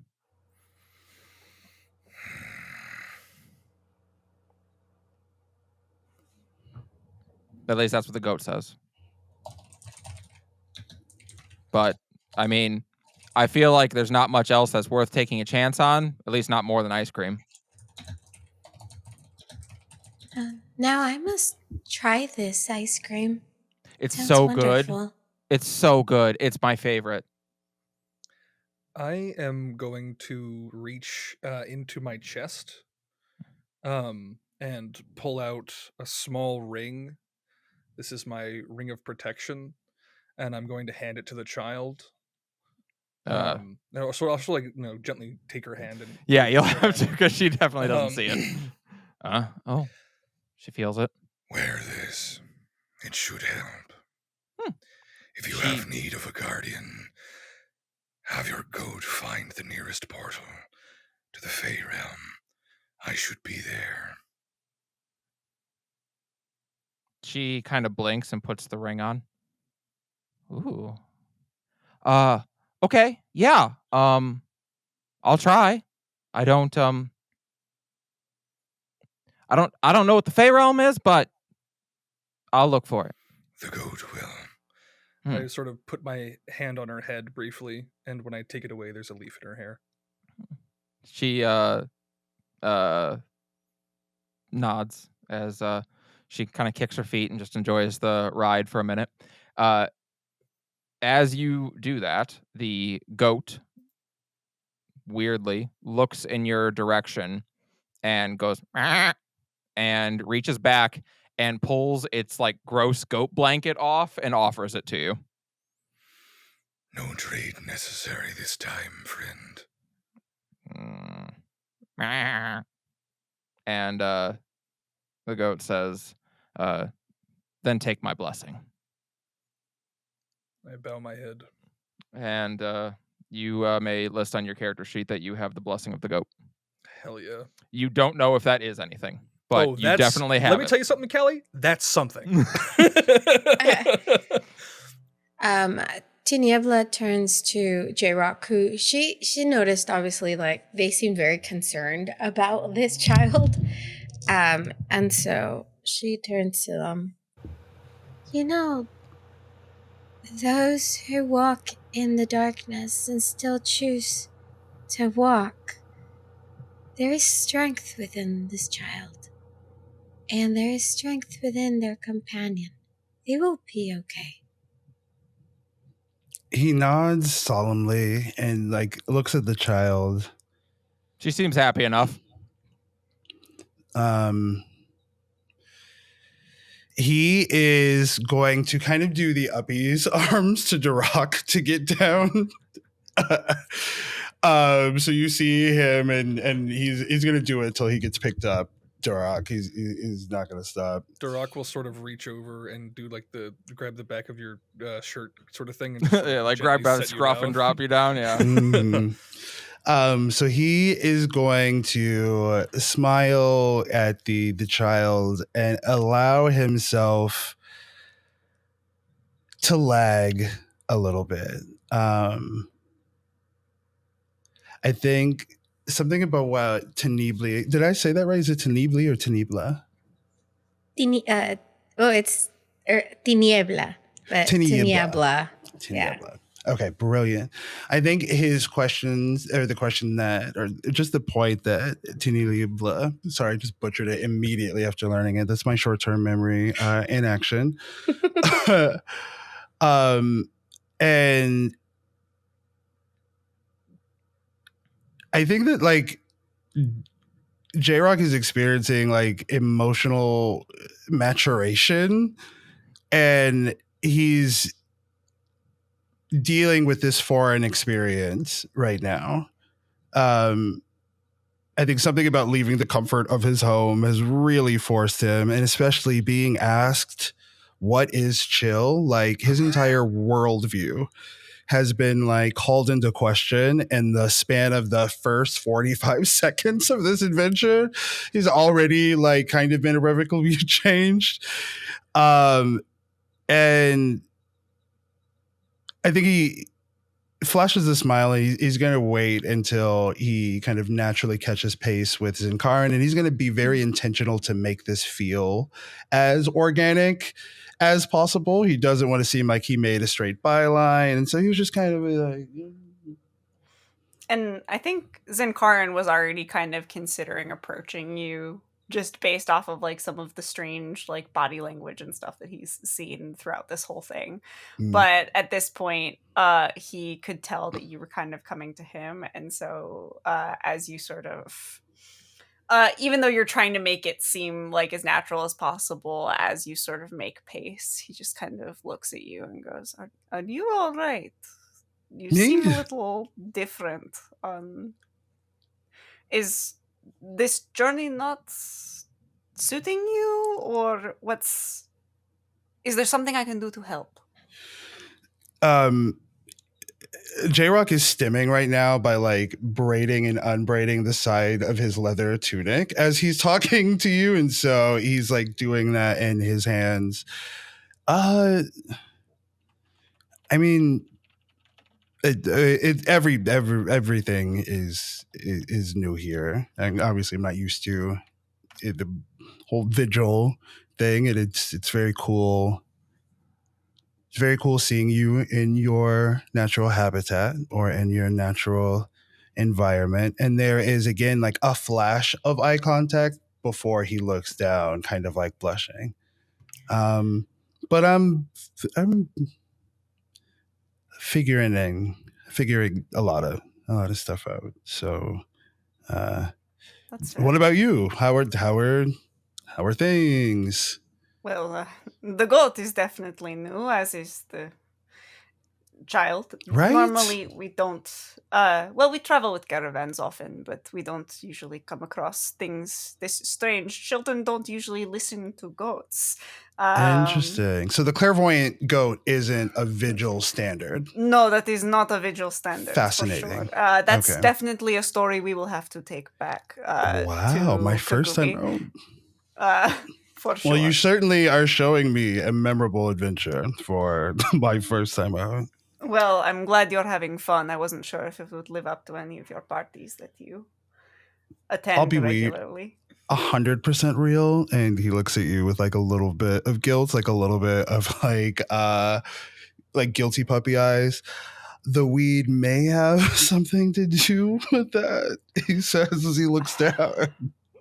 I figured you were going to do it anyway. As long as you don't do it on the day that we need to do the investigation, then that's fine. But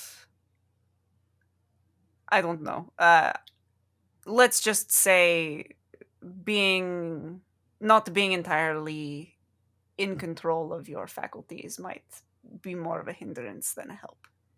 I don't know if it's the strain that Duroc gave me, but I feel particularly in control of my thoughts and faculties right now, and the kind of nervous stimming that J Rock had been doing with the side of the braid on his tunic picks up pace a little bit. It picks up in like pace and intensity. So yeah, I think that like being in a new environment, being around like all these new people and everything, it's just really giving me like a new perspective on stuff, you know? See. So like And he kind of like bumps your shoulder a little bit with his own. And what sort of new perspective is that? he Trying to pull smiles. you out. As he kind of does it, he's trying to like, I guess in that way, like pull you out of what he assumes is more of like an anxious stimming than anything else, and see if he can find like some level of calm for you and like drawing your attention elsewhere. I think he like makes like a sincere smile, and he holds the eye contact for a beat longer because he recognizes what you're attempting to do. Um, can I ask you? Can I ask you a question? Shoot.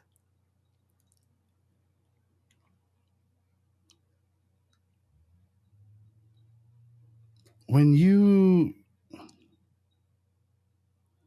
think about the future and just like where you want to be and like maybe who you want to be surrounded by and just kind of like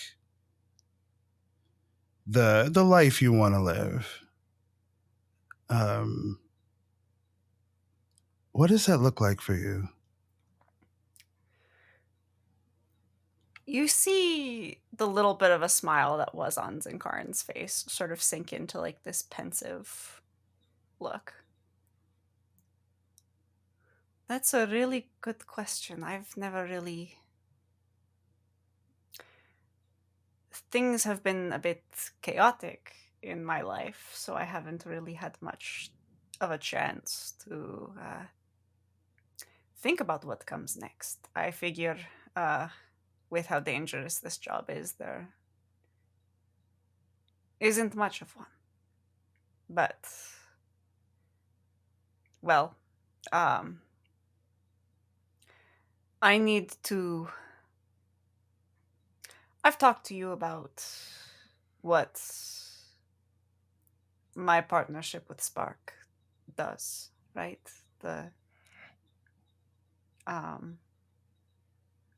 He thinks about how he wants to phrase it because he doesn't like to describe it as a rage as much. The turmoil it causes for me. I've learned to bottle it up, but I can only hold the cork back so long. This job gives me the chance to pop the cork every so often on something or someone that is deserving of it. And I don't really see myself walking away from that because otherwise I will hurt people I care about. But having some sort of peace in the meantime would be nice too. What about you?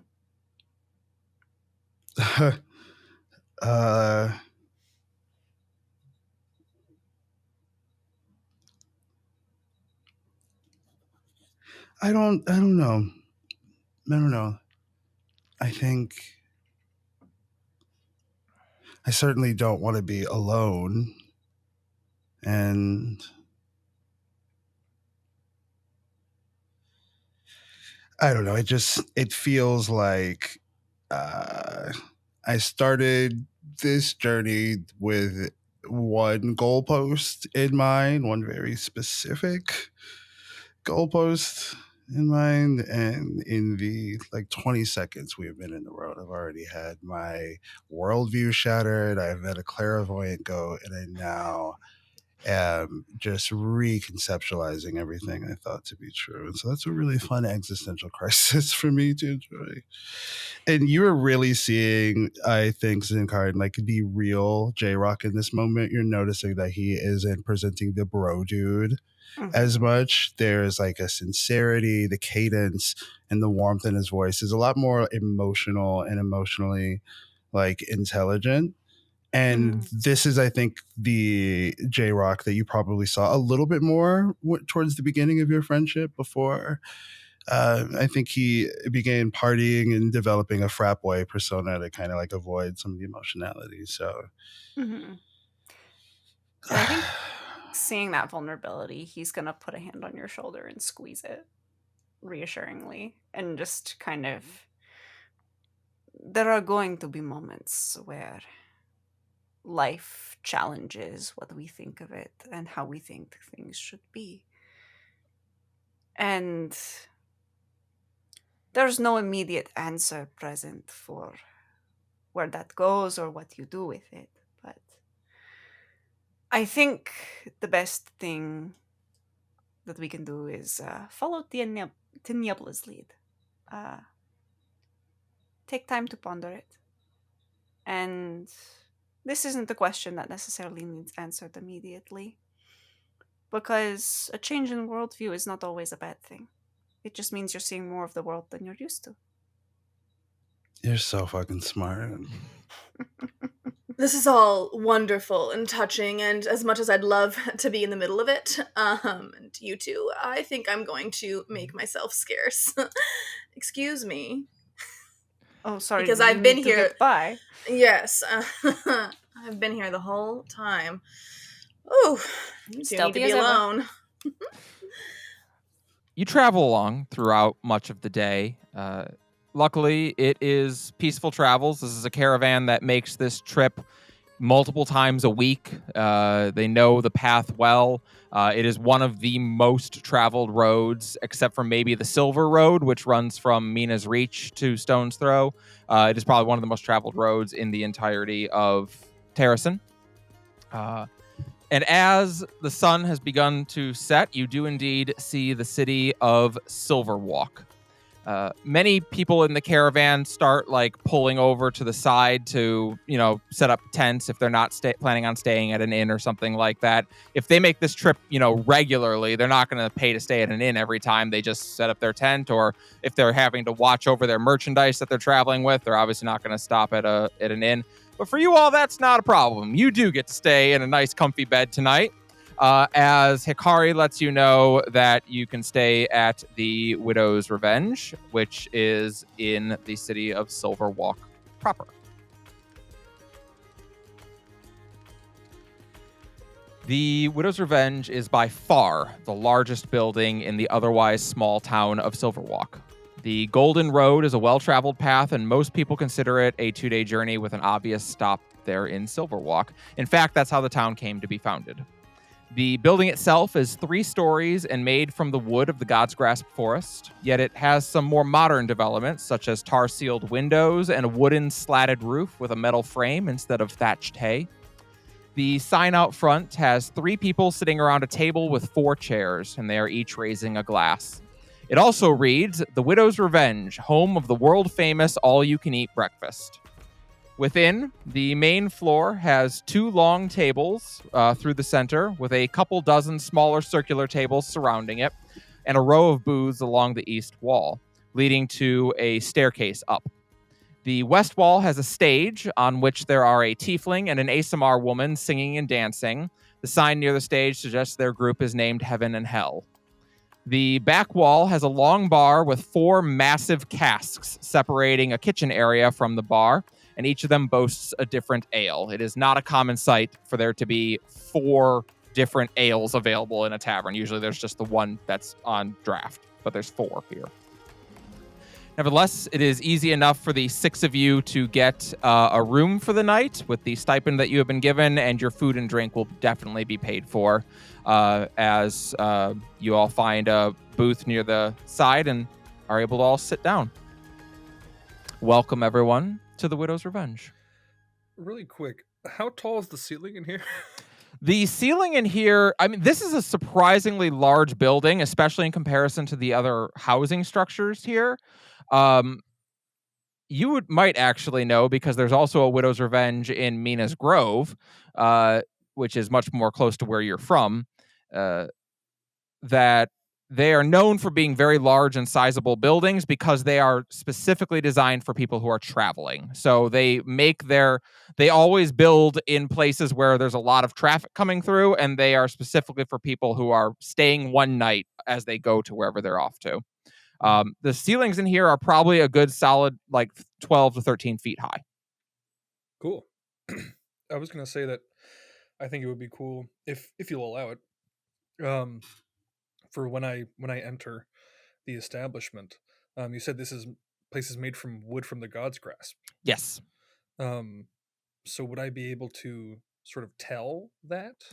I will say that you are able to tell in a much more intimate way than everyone else. Everyone else can kind of tell too, because Silverwalk is literally built up against the god's grasp. So where the hell else would they have gotten the wood? But for you, it's obviously much more intimate in that way, as you can feel that the wood is from there. Cool. Yeah. But you're able to sit down, and a bubbly elven girl makes her way over. She's got short blonde hair in 2 pigtails, and is wearing a barmaid's frock as she makes her way over and smiles. Hi there, welcome to the Widow's Revenge. If you're staying the night, just as a reminder, breakfast is included unless you're competing in the contest, in which case it is 2 gold. Outside of that, I'm happy to get you drinks, and we do have a delightful venison stew for dinner tonight, as well as potatoes and a spring salad. I'm sorry, the contest? Oh, is it your first time? I'm so sorry. Yes, it is. Apologies. Yes, every morning the Widow's Revenge holds a eating contest. Everyone is tasked with stacking a plate as high as they can and then cleaning it. And whoever gets the most wins a prize. J-Rock slams 4 pieces of gold down at the table and points to himself and Zinkarin and looks back up to the waitress. We'll give it a go. It'll be held in the morning, so when you come down for breakfast, you absolutely can compete. Perfect.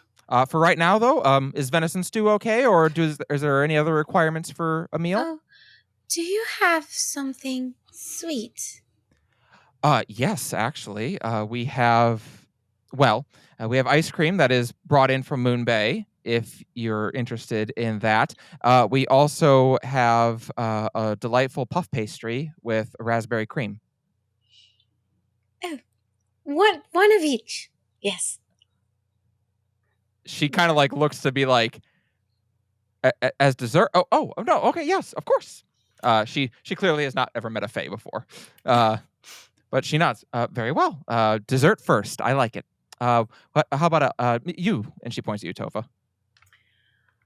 Oh, stew will be fine, and whatever drink you have on special. And I'm so sorry, dear. What was your name? Oh, I'm Alara. Nice to meet you. Laura. Yes. So we do boast having 4 different ales available. We have a Moon Bay Malt, the Scala Red, the Kartok Ale, and the God's Grass Brown. And if you're looking for spirits, we do have a good whiskey. Ooh. What's your favorite? I myself am a fan of the Kartok Ale. I like stronger ales myself. Ooh, a girl after my own heart. I'll take one of those too. Of course. Kartok Ale and the stew. She looks to you, Zinkarin. I will have stew for myself. Is there any chance you have anything with goat? With- available. Goat, I could check. I know we had lamb shanks yesterday. Perhaps there's still some left over. If a day old would be okay. That is perfectly fine. I will Yes. ask the chef. Thank you. And did you want a drink? Let's go Scala Red. Scala Red, of course. Anyone who's proficient can make a history check. If you're proficient in history. I am. That is a 13 for Zin. Is a 24 for Tofa. Yeah, Tofa. 17. 17? Okay, so Tofa and Tiniebla, you both know this. Scala Red is the oldest brand of beer that is still available on Terracin. It was created not during the time of the Whispers and Silence, but actually 800 years before that, during Scala's first reign. It was made by a group of resistance rebels who did not like Scala very much and named the beer after her to make fun of her, basically. I think She did not take it super well and rose a volcano up in their city and killed all of them. Love it. I think when Zinkaran orders the Scala Red, and then Tiniebla's like, well, we must, I think it's good to, like in her head, she's like, well, I have to experience the history and stuff, and that's historical. So then she asks for one too. Perfect. Scala Red. I love it. Can I actually J-Rock? get a third? Yeah, I'll take the Scala Red, and then there's an audible grumble that we hear from under the table as the munchies come crashing down on our poor J-Rock. And he's can I get like a potato or yeah. If you like, we do have rooster lumps. I keep saying we should call them. I keep saying we should call them chicken nuggets, but the chef is really insistent on it. He says the name is great. I don't think it's great. They're like these little small breaded pieces of chicken. Yeah, chicken nuggets sounds repulsive. He's right. Like, who the fuck would ever eat that? All right. Yeah. Well, I'll take the rooster lumps, though. That would be fantastic. Thank you. I just need to point at Emma. Robbie Landis can never hear this because that was his creation, and I gave him no end of crap for it. Okay. She nods and then looks at you, Duroc. What can I get for you? The sound of a tree sort of creaking in the wind as I just slowly shake my head. No. Wonderful. And then she looks at Hikari, who glanced up in her mask, and you. I will take a meal in my quarters later tonight. Of course. I will put your orders in right away. Thank you. And she kind of hops and skips off. She's very bubbly. Dark. Not even some water. You just kind of dip your hands in and absorb. There was plenty of sun today. It was quite a nice day, actually. Very well. Perfect. And very quickly, you are all brought your orders. The beer is quite good. The Scala Red, it hasn't survived this long on branding alone. It is a very good beer. It is a strong beer, though the Kartok Ale is far and away the strongest of them. And it's like 14% alcohol by volume. They should be serving it in a tulip glass. They serve it in a mug. Are you telling me that it comes in pints? Oh, yeah. No, they will absolutely give you a pint. Like, they've got no problem if you get fucked up. There is no drinking and driving concern. So it's like, no, whatever. You want to get fucked up, get fucked up. I'm going to say that J-Rock extends his stein of Scala Red out to Zinkaran. And Zin will extend his in return and toast and sort of invite everyone else to toast along with them. I feel like Durak and Hikari both raise just an empty hand. J-Rock looks to Zinkarin and says, "To new beginnings." And To new beginnings. slams it down. And new ends, if you catch my drift. Anyways. Tiniebla will scarf down 5 bowls of ice cream by the time everybody else is done with their meal. Yeah, they have, you learn they have 3 flavors of ice cream to try. And so you do, I imagine, try at least one of each. But they have Absolutely. what we would call chocolate, vanilla, and strawberry. Ice cream is still a relatively new invention at this time, but it is a popular one. How are the rooster lumps? I'm curious. They're delicious, actually. I mean, especially if you have the munchies. Like it's like that sliding scale. You go when you go to a bar, it's late, you're drunk. Anything would taste like hot cuisine. They're great, and you'll have to try them when you're not coming down off being high to know for sure if they're great. Kitty. Cute. We will use Robbie's rule. Kitty appears on screen. Everyone gets inspiration. Yay! Oh, if I'd known that, I wouldn't have put my cat in jail. I don't have a pet, but I do have a disembodied Sonic head somewhere, which is the closest thing that I have to a pet. My dog is not allowed in the room. He'll bark too much. I'm going to say that J-Rock basically all but unhinges his jaw like a snake and absolutely houses these fucking rooster lumps. We're not even sure if he's chewed them. And this is I imagine not having this kind of cuisine, the idea it's breaded and salty. And this is an epiphany for him. He's not saying anything, but you can see the light of fucking love in his eyes as he's housing these rooster lumps. It also comes with a mixture of what is basically sriracha and ranch, and it's dangerous.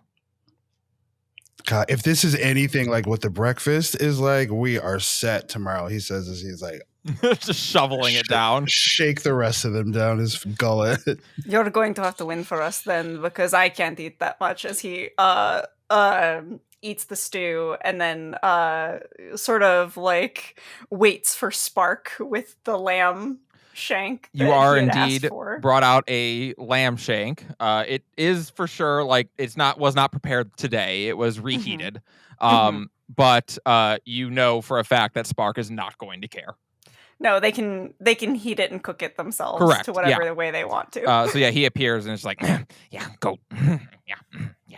Yes, tasty. This is for you, and holds up the lamb shank. You hold it up and just you're not sure where it's going because it's like a bag of holding, as this lamb shank just vanishes into his mouth a little at a time. And then at the end of it, he's like,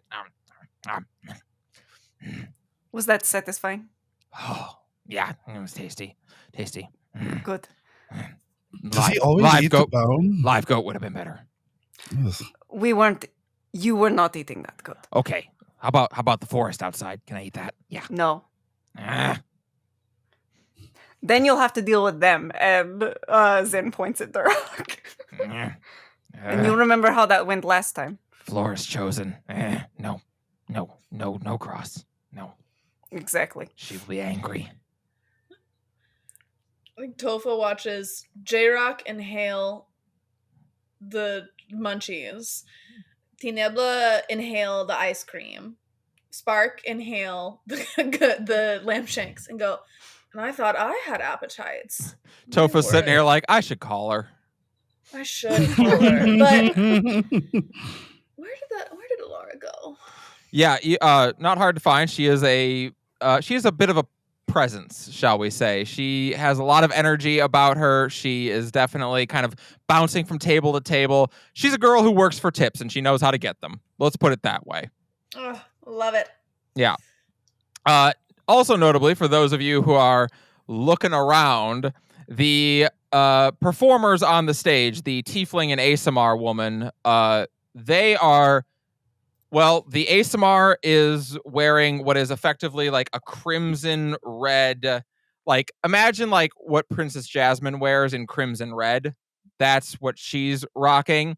And then the tiefling is wearing like the equivalent of almost like a nun's outfit. They are, and they are very popular, and not just because of their singing.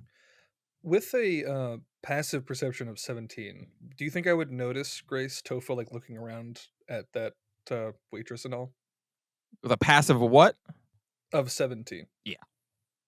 I don't. Tofa doesn't strike me as subtle. I'm not being subtle. No, I No, didn't I think so. am. I am attempting to eye fuck this waitress across the room. Yeah. Right. You feel like a very large hand on your back briefly to get your attention. And then I sort of lean over and I say, I'm just wondering. You seem to be perusing. You've never had an experience with something that looks like me, have you? Well, not yet. Are you offering? Sure. I don't know how Flora would feel about it, but I know Fauna would be proud of you right now. I mean, look. Can the Okay. table hear this? Is this like audible? Are we all like just silently gagged at this? I think my voice is deep enough that it like would definitely rumble underneath the sort of tavern Yeah. noise, but anyone who's like trying might be able to, you know what I mean? Oh yeah. Zen has a horrible passive perception. He ain't noticing shit. But J-Rock assumes that Zin has heard it and is kind of like smiling and looking at Tofa and Durak and back at Zin. Trying to like, but without Zin understanding, he's like, Zen just kind of furrows his brows. What? to the side of the table when they're not looking, he does this under the table. Oh. And he kind of looks up and is like, that's not Tofa's normal type, but okay. They don't call it Yeah. the birds and the bees for nothing, huh? It's really cute that Tiniebla Zen thinks I have a type. Tiniebla just learned what a brain freeze is, so she didn't hear any of this. You all just see Tiniebla just go like, ow, ow, ow, ow. Oh no! Hikari looks over. Rub your tongue on the top of your mouth. The little girl didn't say it was going to be painful as well. Too much of a good thing. And on that note, she stands. I think I will order something for my room, and I'll see you all in the morning. Have a good night, Hikari. Sleep Yeah. well. And she excuses herself. You do see her go over and ask the waitress for something before heading up to her room. Can I try to hear what she ordered? Yeah, make a perception check. I'm curious. I find her fascinating. And I'm like, what's your life like? Oh, not that high. That's going to be a 17. It's pretty good. Yeah, you were able to hear. I mean, obviously, she kind of speaks in that kind of airy gasp because of her speech impediment. But yeah, she asks for water, bread, and soup to be sent up. You see a disappointed look It's at J-Rock's remarkably face. plain. I mean, she is definitely like a warrior, a soldier. Like her meals are simple. Got it. I think he was expecting something a lot more interesting, A lot more So, scandalous. He like, I don't know, like a bucket of live crabs or something off the wall. So when it's not that, he's like, you see a little look of disappointment, and J-Rock shifts a little bit in his seat, crossing one leg over the other, and in doing so, his foot lands where Zinkaren's foot is, and he maintains it for just a moment. He's kind of like, we're gonna say that J-Rock's number one love language is like physical touch.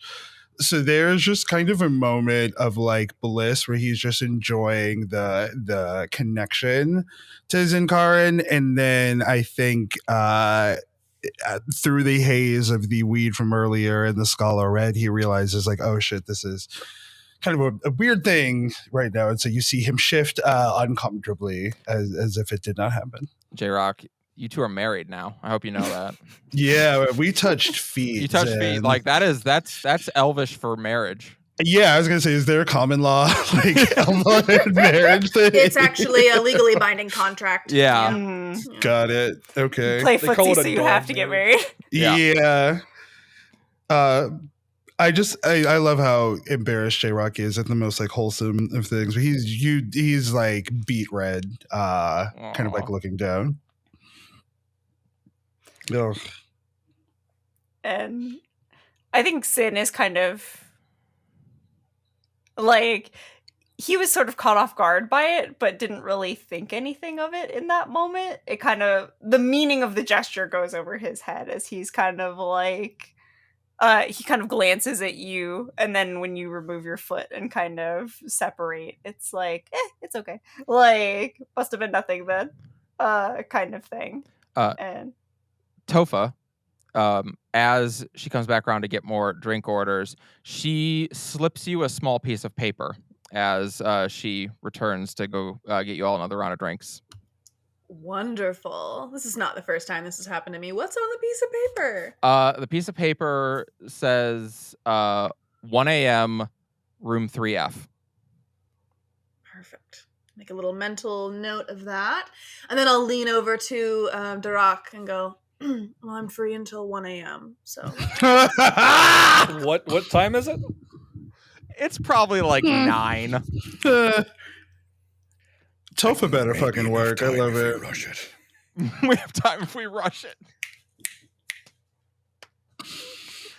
Hell yeah. oh, I like the sound of that. So we just go outside, or you seem like an in the woods type. Not to be rude. Sure. Okay. All right. All right, you two excuse yourselves and go out to the woods. Can I really quick, Grace? Can I I'm offer up fucking this dead. tennis ball for you to serve really quick? Oh, lob it at me. So I imagine like nobody's really expecting this, but I don't think you're going to be like you're not going to have the faculties to get to that 1 a.m. meeting. I think you underestimate me. Okay. All I'm saying Hey, is a well- lot of shit grows out of this man's body. That's all. Oh, boy. I would love if Tofa rolls to see if they make it to the 1 Yeah, a.m. do meeting you or have not. your I notes would in the please make it a AM? roll. We're definitely going to be making... Constitution check. Yeah, or no, we're going to be something. doing a contested roll here, I can tell. I say like the spectrum of inner party like romance right now is so fucking wild that I love it. We So got some good. people hoeing it up. We got some wholesome love. And then we got a girl who has discovered her love for ice cream. yes. Like- Truly, yeah. And then I would Hikari, be who is damaged and Yudi's can't character love. in this 100%. I'd be the ice cream like single person. Like, all right. There's a little something for everybody in this. Yeah, no, there really is. Yeah, truly. So, that evening, let's do a few things here. Darak, how would you like to approach this? I will allow for dexterity, strength, acrobatics, performance. How would you This like is- to approach this? I have been alive for God knows how long. Literally, my God knows how long, and that's the only person. Yeah. I've had a lot of sex. Can I use wisdom?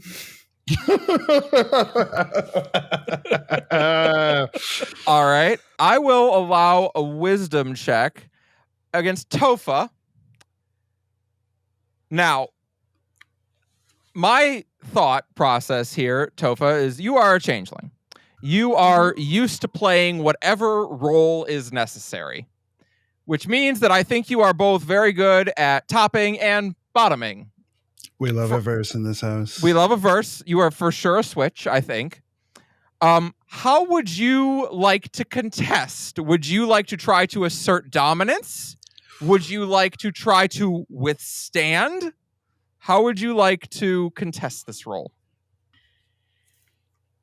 I would like to contest it. I mean, I suppose by putting all of my skills to use, and can I contest it with acrobatics? Absolutely. Okay. I am this. God damn it, Kelly! I knew it. I knew that. Like, love this your so one much. shot would be like the first chapter of a amazing headcanon book for me. I want to know everything about all of these characters. Yes. The dick down roll, icon behavior. Like, Yeah. No, I'm I'm about this. All no right. words. Give me a contested wisdom versus acrobatics check. Can I add my proficiency bonus to this? I think Since I'll tell you what. Topher gets to. Normally, I would say you're making a wisdom check, but I think with you doing this in the woods, flora and fauna are not about to let you be shown up on their home turf. Yeah, they will help you with your proficiency.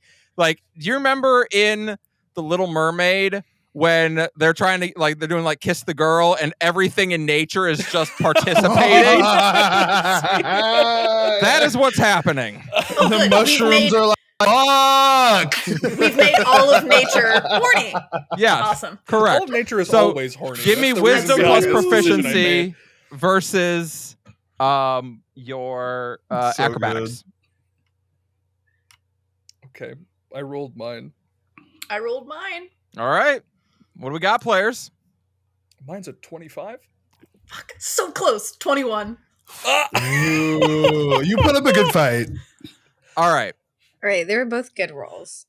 They were both good rolls. Tofa. This is not your first rodeo, so to speak. This is not your 1000th rodeo, most likely. You have had every orifice and, let's be frank, appendage of the many great peoples of Syrene over your time. This, I can safely say, is something new. As this person, because you've had Dragonborn. You've been with Dragonborn, but Durak is not a Dragonborn. They are a Dragonborn who became a Fae and are the champion of a god. And they are the champion of the gods of nature, which is literally all about kind of change and fucking, if we're honest. So short of being like champion of the dread demon of lust, I don't know that there could be a better person to be with from a pleasure standpoint. Also, given their age and what they are, they really don't have any pleasure to reap for themselves anymore. Like, they do, but it's like they've been doing this a long time, so they are very attentive, and that is all about you. And to your credit, there is a moment, Durak, where I think it is that moment of like, I haven't felt that in a while. Oh, for sure. Yeah. There is definitely a moment of like, oh, this girl knows what she is doing. It's a good night. Let's put it that way. And you do not make your 1 a.m. meeting, not because you aren't capable, but because there is no way this little barmaid is going to be better. And you two go until dawn. But what if we go find the barmaid? That I would also accept. If you want to make it a threesome. Would she be too scared of me, though? Like, hey, come out in the woods and fuck this forest spirit. Depends on how... you know what? Tofa, give me a persuasion check. I was going to say, can I persuade? Because that is the thing I am best at. Yeah. Roll for threesome. I love this so much. That's a 28. Well, I'll tell you what. I'll make a contested persuasion check. She rolled a 5 + 2 for a 7. Let's fucking go. Yeah. It's going to be a threesome out in the woods. I'm not going to go into details because I certainly would never want to yuck anyone's yum. But I'm going to tell you, everyone tonight tries some new things that they've never tried before. There is some kink exploration tonight. It's good to live a little. It's a good. You live a lot tonight, I would say. The sex positivity on display here is so on point. Like, truly. I literally founded my brand as one of my tenets being kink and sex positivity. So look, I'm not about to shy away. In my Curse of Straw game, one of my players, their dad was an actual wolf. So their mom was freaky. I mean, it was their dad was Fenris it was a dire wolf god, but same idea. Yeah, they were basically Loki. Yeah, I'm like, it's Norse myth. It's gonna be weird. Come on. I have a thing I want to do post threesome, but I need the threesome to play out. I need to know like the state of everybody there. After I'm fascinated by this. So all I'll say about the threesome is that the Scholar Red is not the only thing that comes in pints. Haven, that's exactly the kind of thing I was expecting from you. I love how it's like that's expected. That was good. Yeah, I really love that. I do have a question. So Derek and Tofa leave first. Come back, grab the barmaid, leave again. Yeah, she's walking a little bow-legged when she comes back. If you're still up. How long are Zinkarin and J-Rock still at the table after Derek and Tofa have left? I was going to ask if there is an accessible roof in this bar. That's an interesting question. There are balconies on the third floor rooms where you are all staying, so you could theoretically jump up onto the roof from there. You could climb up. I think that when Duroc or when Tofa comes back, wait, was it Tofa and Duroc that came back or just Tofa? I think just Tofa came back. She was like, "You wait here." Right, and she grabbed the bio. Like imagine like 1 a.m. You're want to come with me. Yeah, 1 a.m. is when she got off shift, so that's when Got it. So I'm gonna say that like at some point before that, J-Rock is going to go up and he is going to use some of like his own money to buy like a larger cask of Scholar Red. And this is like the equivalent of like, taking your like high school or college beau on top of a roof for like a 6-pack of fucking Bud Light. So you get the little Heineken mini keg and just go to town. Yeah, I got 100%. I got you. Creed is softly playing in the background. Playing in the background. Yeah. Yeah. Like it also like if we were going to be super cringe, it could have been like a new metal song if we were really going to like sell the authenticity. So yeah, we see him kind of come back to the table and he's gonna like set the cask down and he is going to like offer it to because I think it's the person that we've been traveling with has already gone to bed and is eating their soup and bread and water, as one does. Yep. Are you still housing ice cream right now? Tiniebla's not there anymore. That's why I asked. Oh, got it. Okay.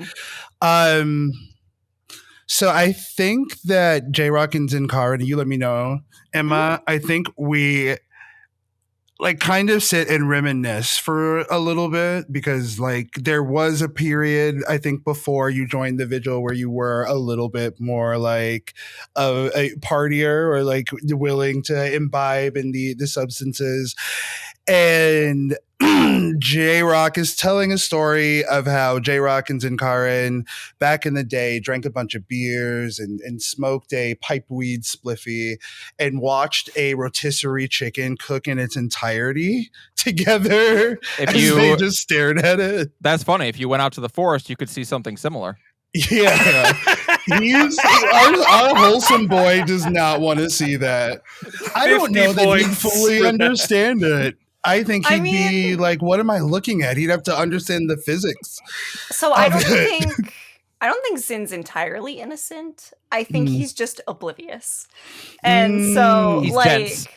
There have been points where he's had like short flings and stuff, but like where people have thought that like, oh, the oblivious thing was cute and tried like moving some things along, and he's had a couple encounters, but I think they got bored of how dense he was pretty fast a lot of the time. And so he hasn't had the best outcomes with relationships or sex in the past. But he knows what it is. He just doesn't do a lot of it.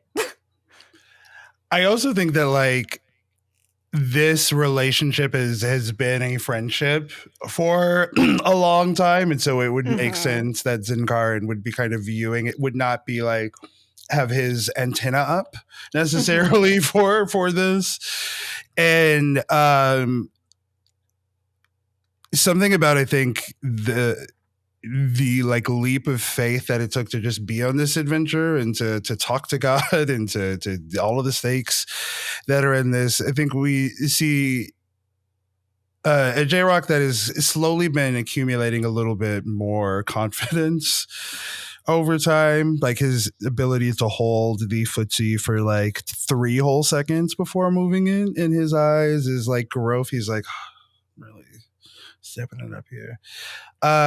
But he realizes that like he knows who he is courting and he knows who he's slowly like falling in love with.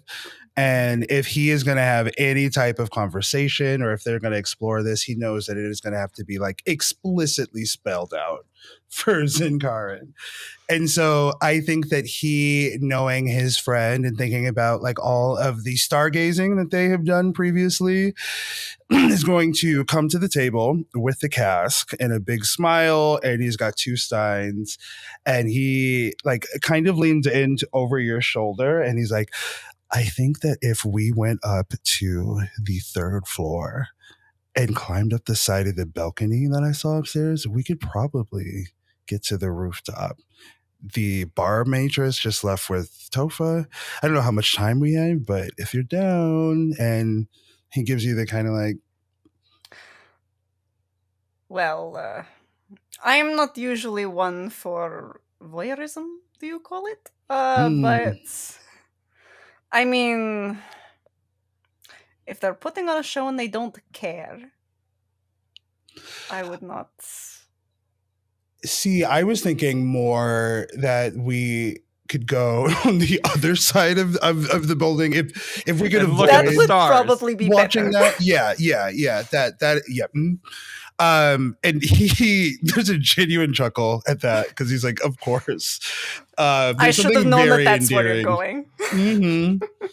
I think that like, whereas others may have like tired of Zen's seeming like obliviousness, it has become like one of the most endearing things to J-Rock, that this person views the world through this lens, and that all of this. There's something very like kind of pure about it. And so J-Rock is going to lead the 2 of them upstairs.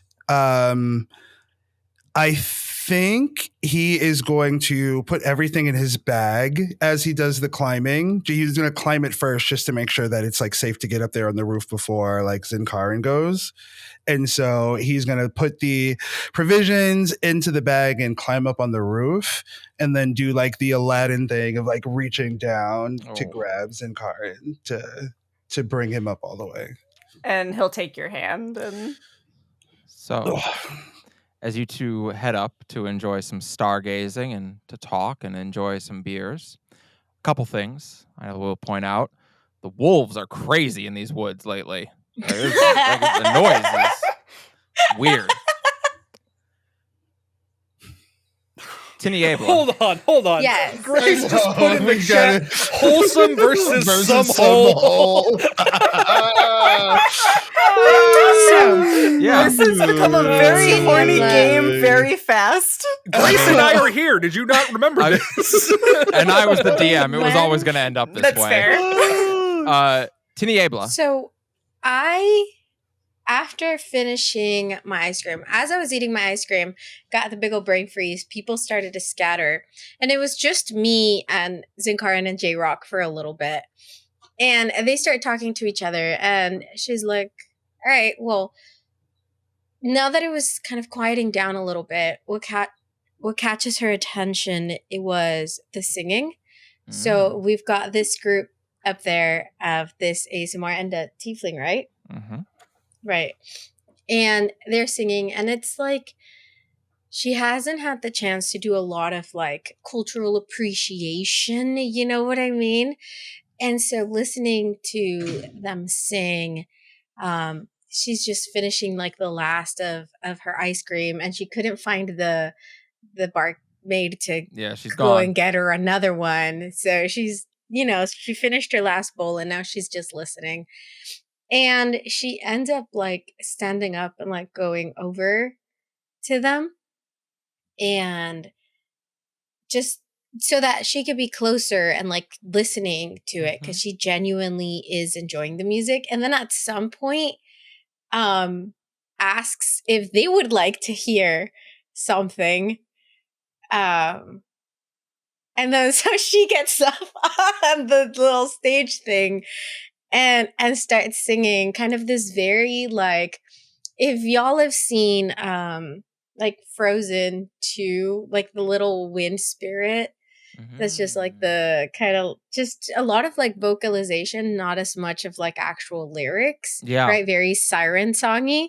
And so like that's kind of like going on. And then as the other two girls go back to singing, she's just like vocalizing in the background and she just kind of joined them up there. So the tiefling named Heaven and the ASMR named Hell both seem to enjoy your rendition, and they do sing with you. And eventually, you find yourself, sitting out in the audience and just kind of vocalizing with them and humming along with them as they perform and sing. J-Rock and Zinkarin have gone with a cask of beer to probably desecrate a roof or something. Tofa and Darak and some poor barmaid who's never going to walk the same again are who knows where. And as you're sitting there listening to them, their voices get a little bit more distant. It's a little strange, actually. And then from where you're sitting, you see a larger figure sit down next to you in the chair nearby. She has long, deep black hair that looks like it has stars scattered through it like glitter almost. Her eyes are moons on black sclera, and her skin is pale silver. She has on black lipstick, just like yours, and deep eyeshadow.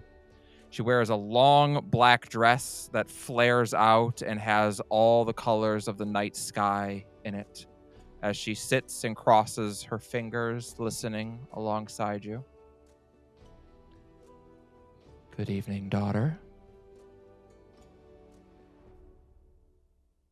She doesn't say anything. She just bows her head in her direction. She smiles at you.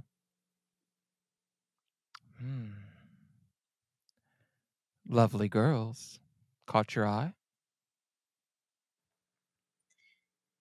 There's song. Just enjoying, listening, learning as you bid me do. Yes. Have you enjoyed learning? More than I thought I would, actually. My expectations for this were not very high, and well, it is only a fool who really expects their expectations to be true. Mortals will often disappoint you if you let them, but the ones who don't can be steadfast allies. I have not had the fortune or misfortune to find out either way yet, but I suppose we will see. Yes, I suppose we will. You are traveling to fight a dread demon. I have been told. Yes. Worry not, daughter. That dread demon is why you are really here. It is why I bade you come. So, you have seen it? She glances over at you. The dread demon poses a problem for us. I see. So, I suppose it is my duty, after all, to dispatch of it. I'm less concerned with it being dispatched and more concerned with its memory being forgotten. Its The memory. individual who ignited into this dread demon is from our court and from our church. I do not need to tell you what an embarrassment it would be if that information became widely known. I see. It makes sense now why you would send me, as opposed to one of our sisters. There are few that I can trust, even in my own church, so much as you. You are tasked with the elimination of this dread demon and to ensure by any means necessary that the truth of their lineage does not come to light. Then, in the darkness it shall stay, as you bid She's- it so. She smiles at you and reaches over and strokes a hair out of your face. Wonderful. She looks around the kind of lively bar. Mortal Realm is a fascinating place, isn't it? It is quite odd, but I do not dislike it. They are burdened with a short lifespan. They have not the time that we do, so they must make the most of what they are given. That can lead them to make what we would consider to be foolish decisions, rash, impulsive decisions. But it can also make them cunning, clever, and unpredictable more than anything. Unpredictable. Yes, that is the word I would use. It seems that in their short lives, they feel they must make them mean something. Quite right. It is perhaps difficult for our kind to understand. They all pass through the great cycle. When they die, they will go to Boss. Then they will go to Sale, and they will live again. The same is true of us, but, well, we don't age, so it's much rarer for us.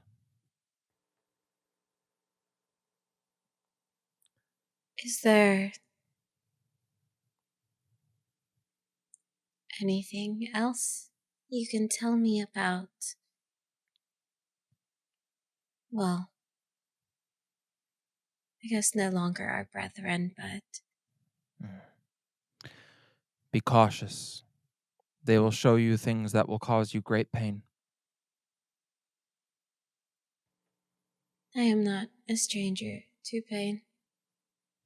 I She frowns. think it shall be okay. You are resilient, you are brilliant, and you are my daughter. I have no doubt you will make us all very proud. And she she's- just bows her head again. Not that. She stands, and as she steps away from the table, the music in the atmosphere comes back as no longer muted as it was before, and she's gone.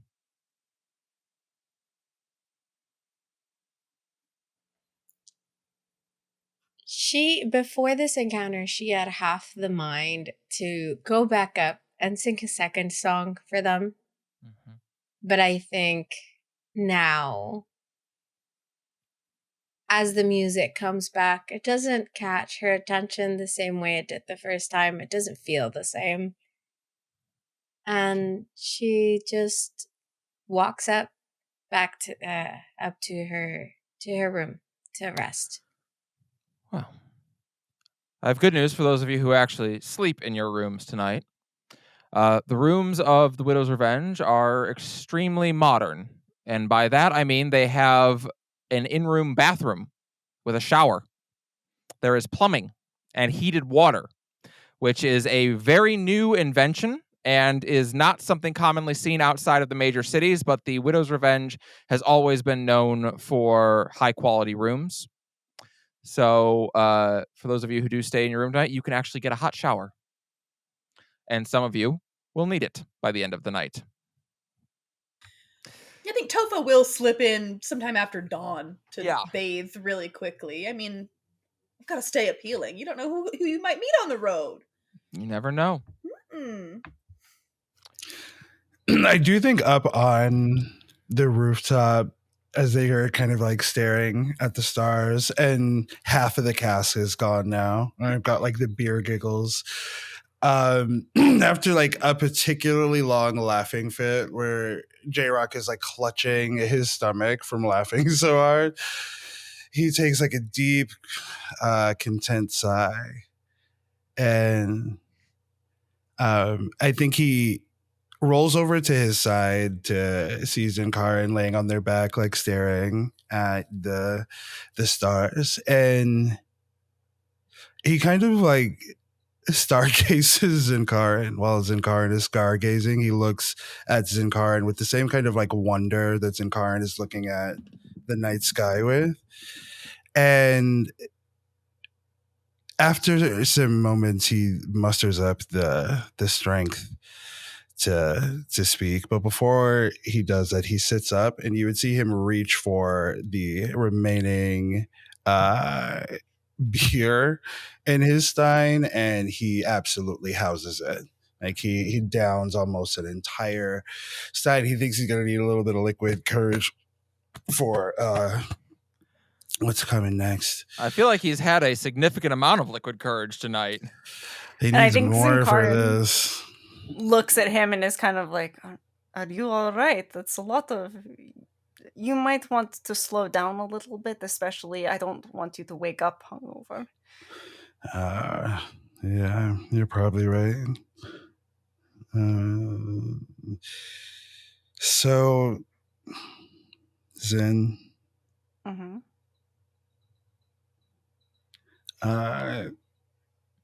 I'm going to be honest with you, and I just want you to know that no matter what your reaction is to what I have to say, I just want you to know that we'll always be friends, and that I'll always consider you as one of the best people I've ever met. And you see Zen reach instinctively for the meat again, see the cup is empty, and stop himself. I'm nervous. I'm gonna be honest with you. I got a lot of nerves right now. Well, it's tomorrow? Look, and Zin kind of sits up and bumps your shoulder again and says, I'm not going to lie to you and say that it's not scary. Dread demons are scary. Otherwise, we wouldn't be hunting them. But I think that if your god, machine prince, is that the correct term? If your machine prince thinks you are capable and has asked you to do this, then you can do it. And I will be there to fight alongside you. There's like a heavy sigh from J-Rock as the momentum that he had built up and the confidence that he had built up for this proclamation slowly dissolves. Oh. And we see him kind of sink into himself a little bit. And he goes, yeah, you're probably right. I'm just nervous about being away from home for the first time, but I appreciate you and helping me up. And he is going to stand up and he kind of dusts his pants off. If Kelsey were here, she would smack you with her cane. Hey, at least you'll have cooler stories to bring home than anyone else who's never left. Yeah, you're right. And we see J-Rock move away from Zinkarin with an unexpected speed. This would not match like the rhythm. And as we see him like kind of maneuver his way Assassin's Creed style, like back through the window to get inside, we see that he is desperately trying to hide the fact that he has begun crying. He's not trying to like openly weep in front of Zen, so he's gonna go back inside and he's gonna head down to the bar to see if it's empty and if the others are not back, and if so, he's gonna like help himself to some mead. And I think J-Rock may not experience the technological wonders that is heated plumbing, because I think he might just fall asleep in the booth downstairs. All fucking just like, if he had mascara, he would wake up to like mascara stain, like, you know. Oh God! All right. I think Zinkarin kind of sits there for a minute, kind of confused by the speed at which J-Rock left. Spark looks at you.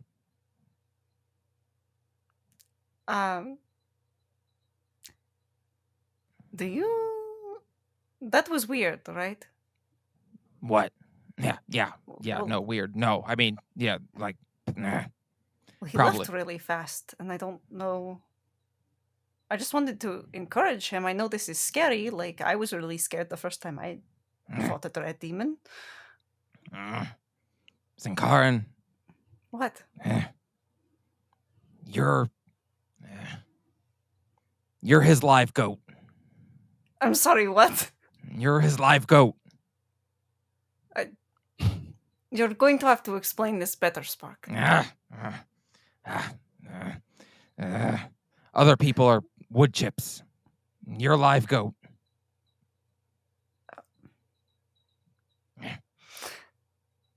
And I will point out, he is technically a fire spirit, which means he is a spirit of passion also. So, like, okay. Like, he's definitely like, he sees and recognizes like love and passion. And you see that confusion cross Zin's face, and he's like, no, what? We've been friends for... And as he sits there, because you see he keeps opening and closing his mouth to say something to Spark, but the realization is hitting him. And then he thinks back to how he felt about when Tofa was like, well, I could take him home. And Zin was like, I don't want you to do that, but I don't know why I don't want you to. And things start to make more and more sense.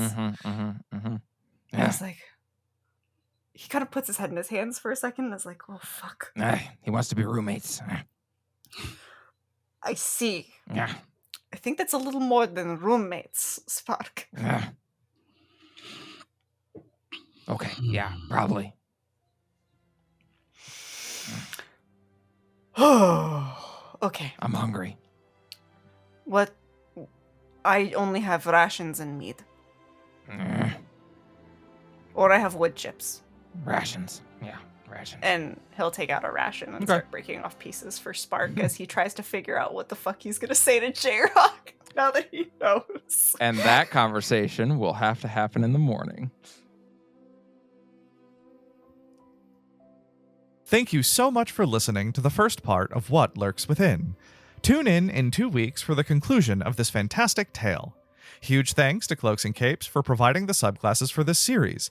You'll be able to find all 5 that were featured today through their Patreon, which can be found through the link in the episode description. A full list of cast and behind-the-scenes team involved and their respective links can be found in the same place.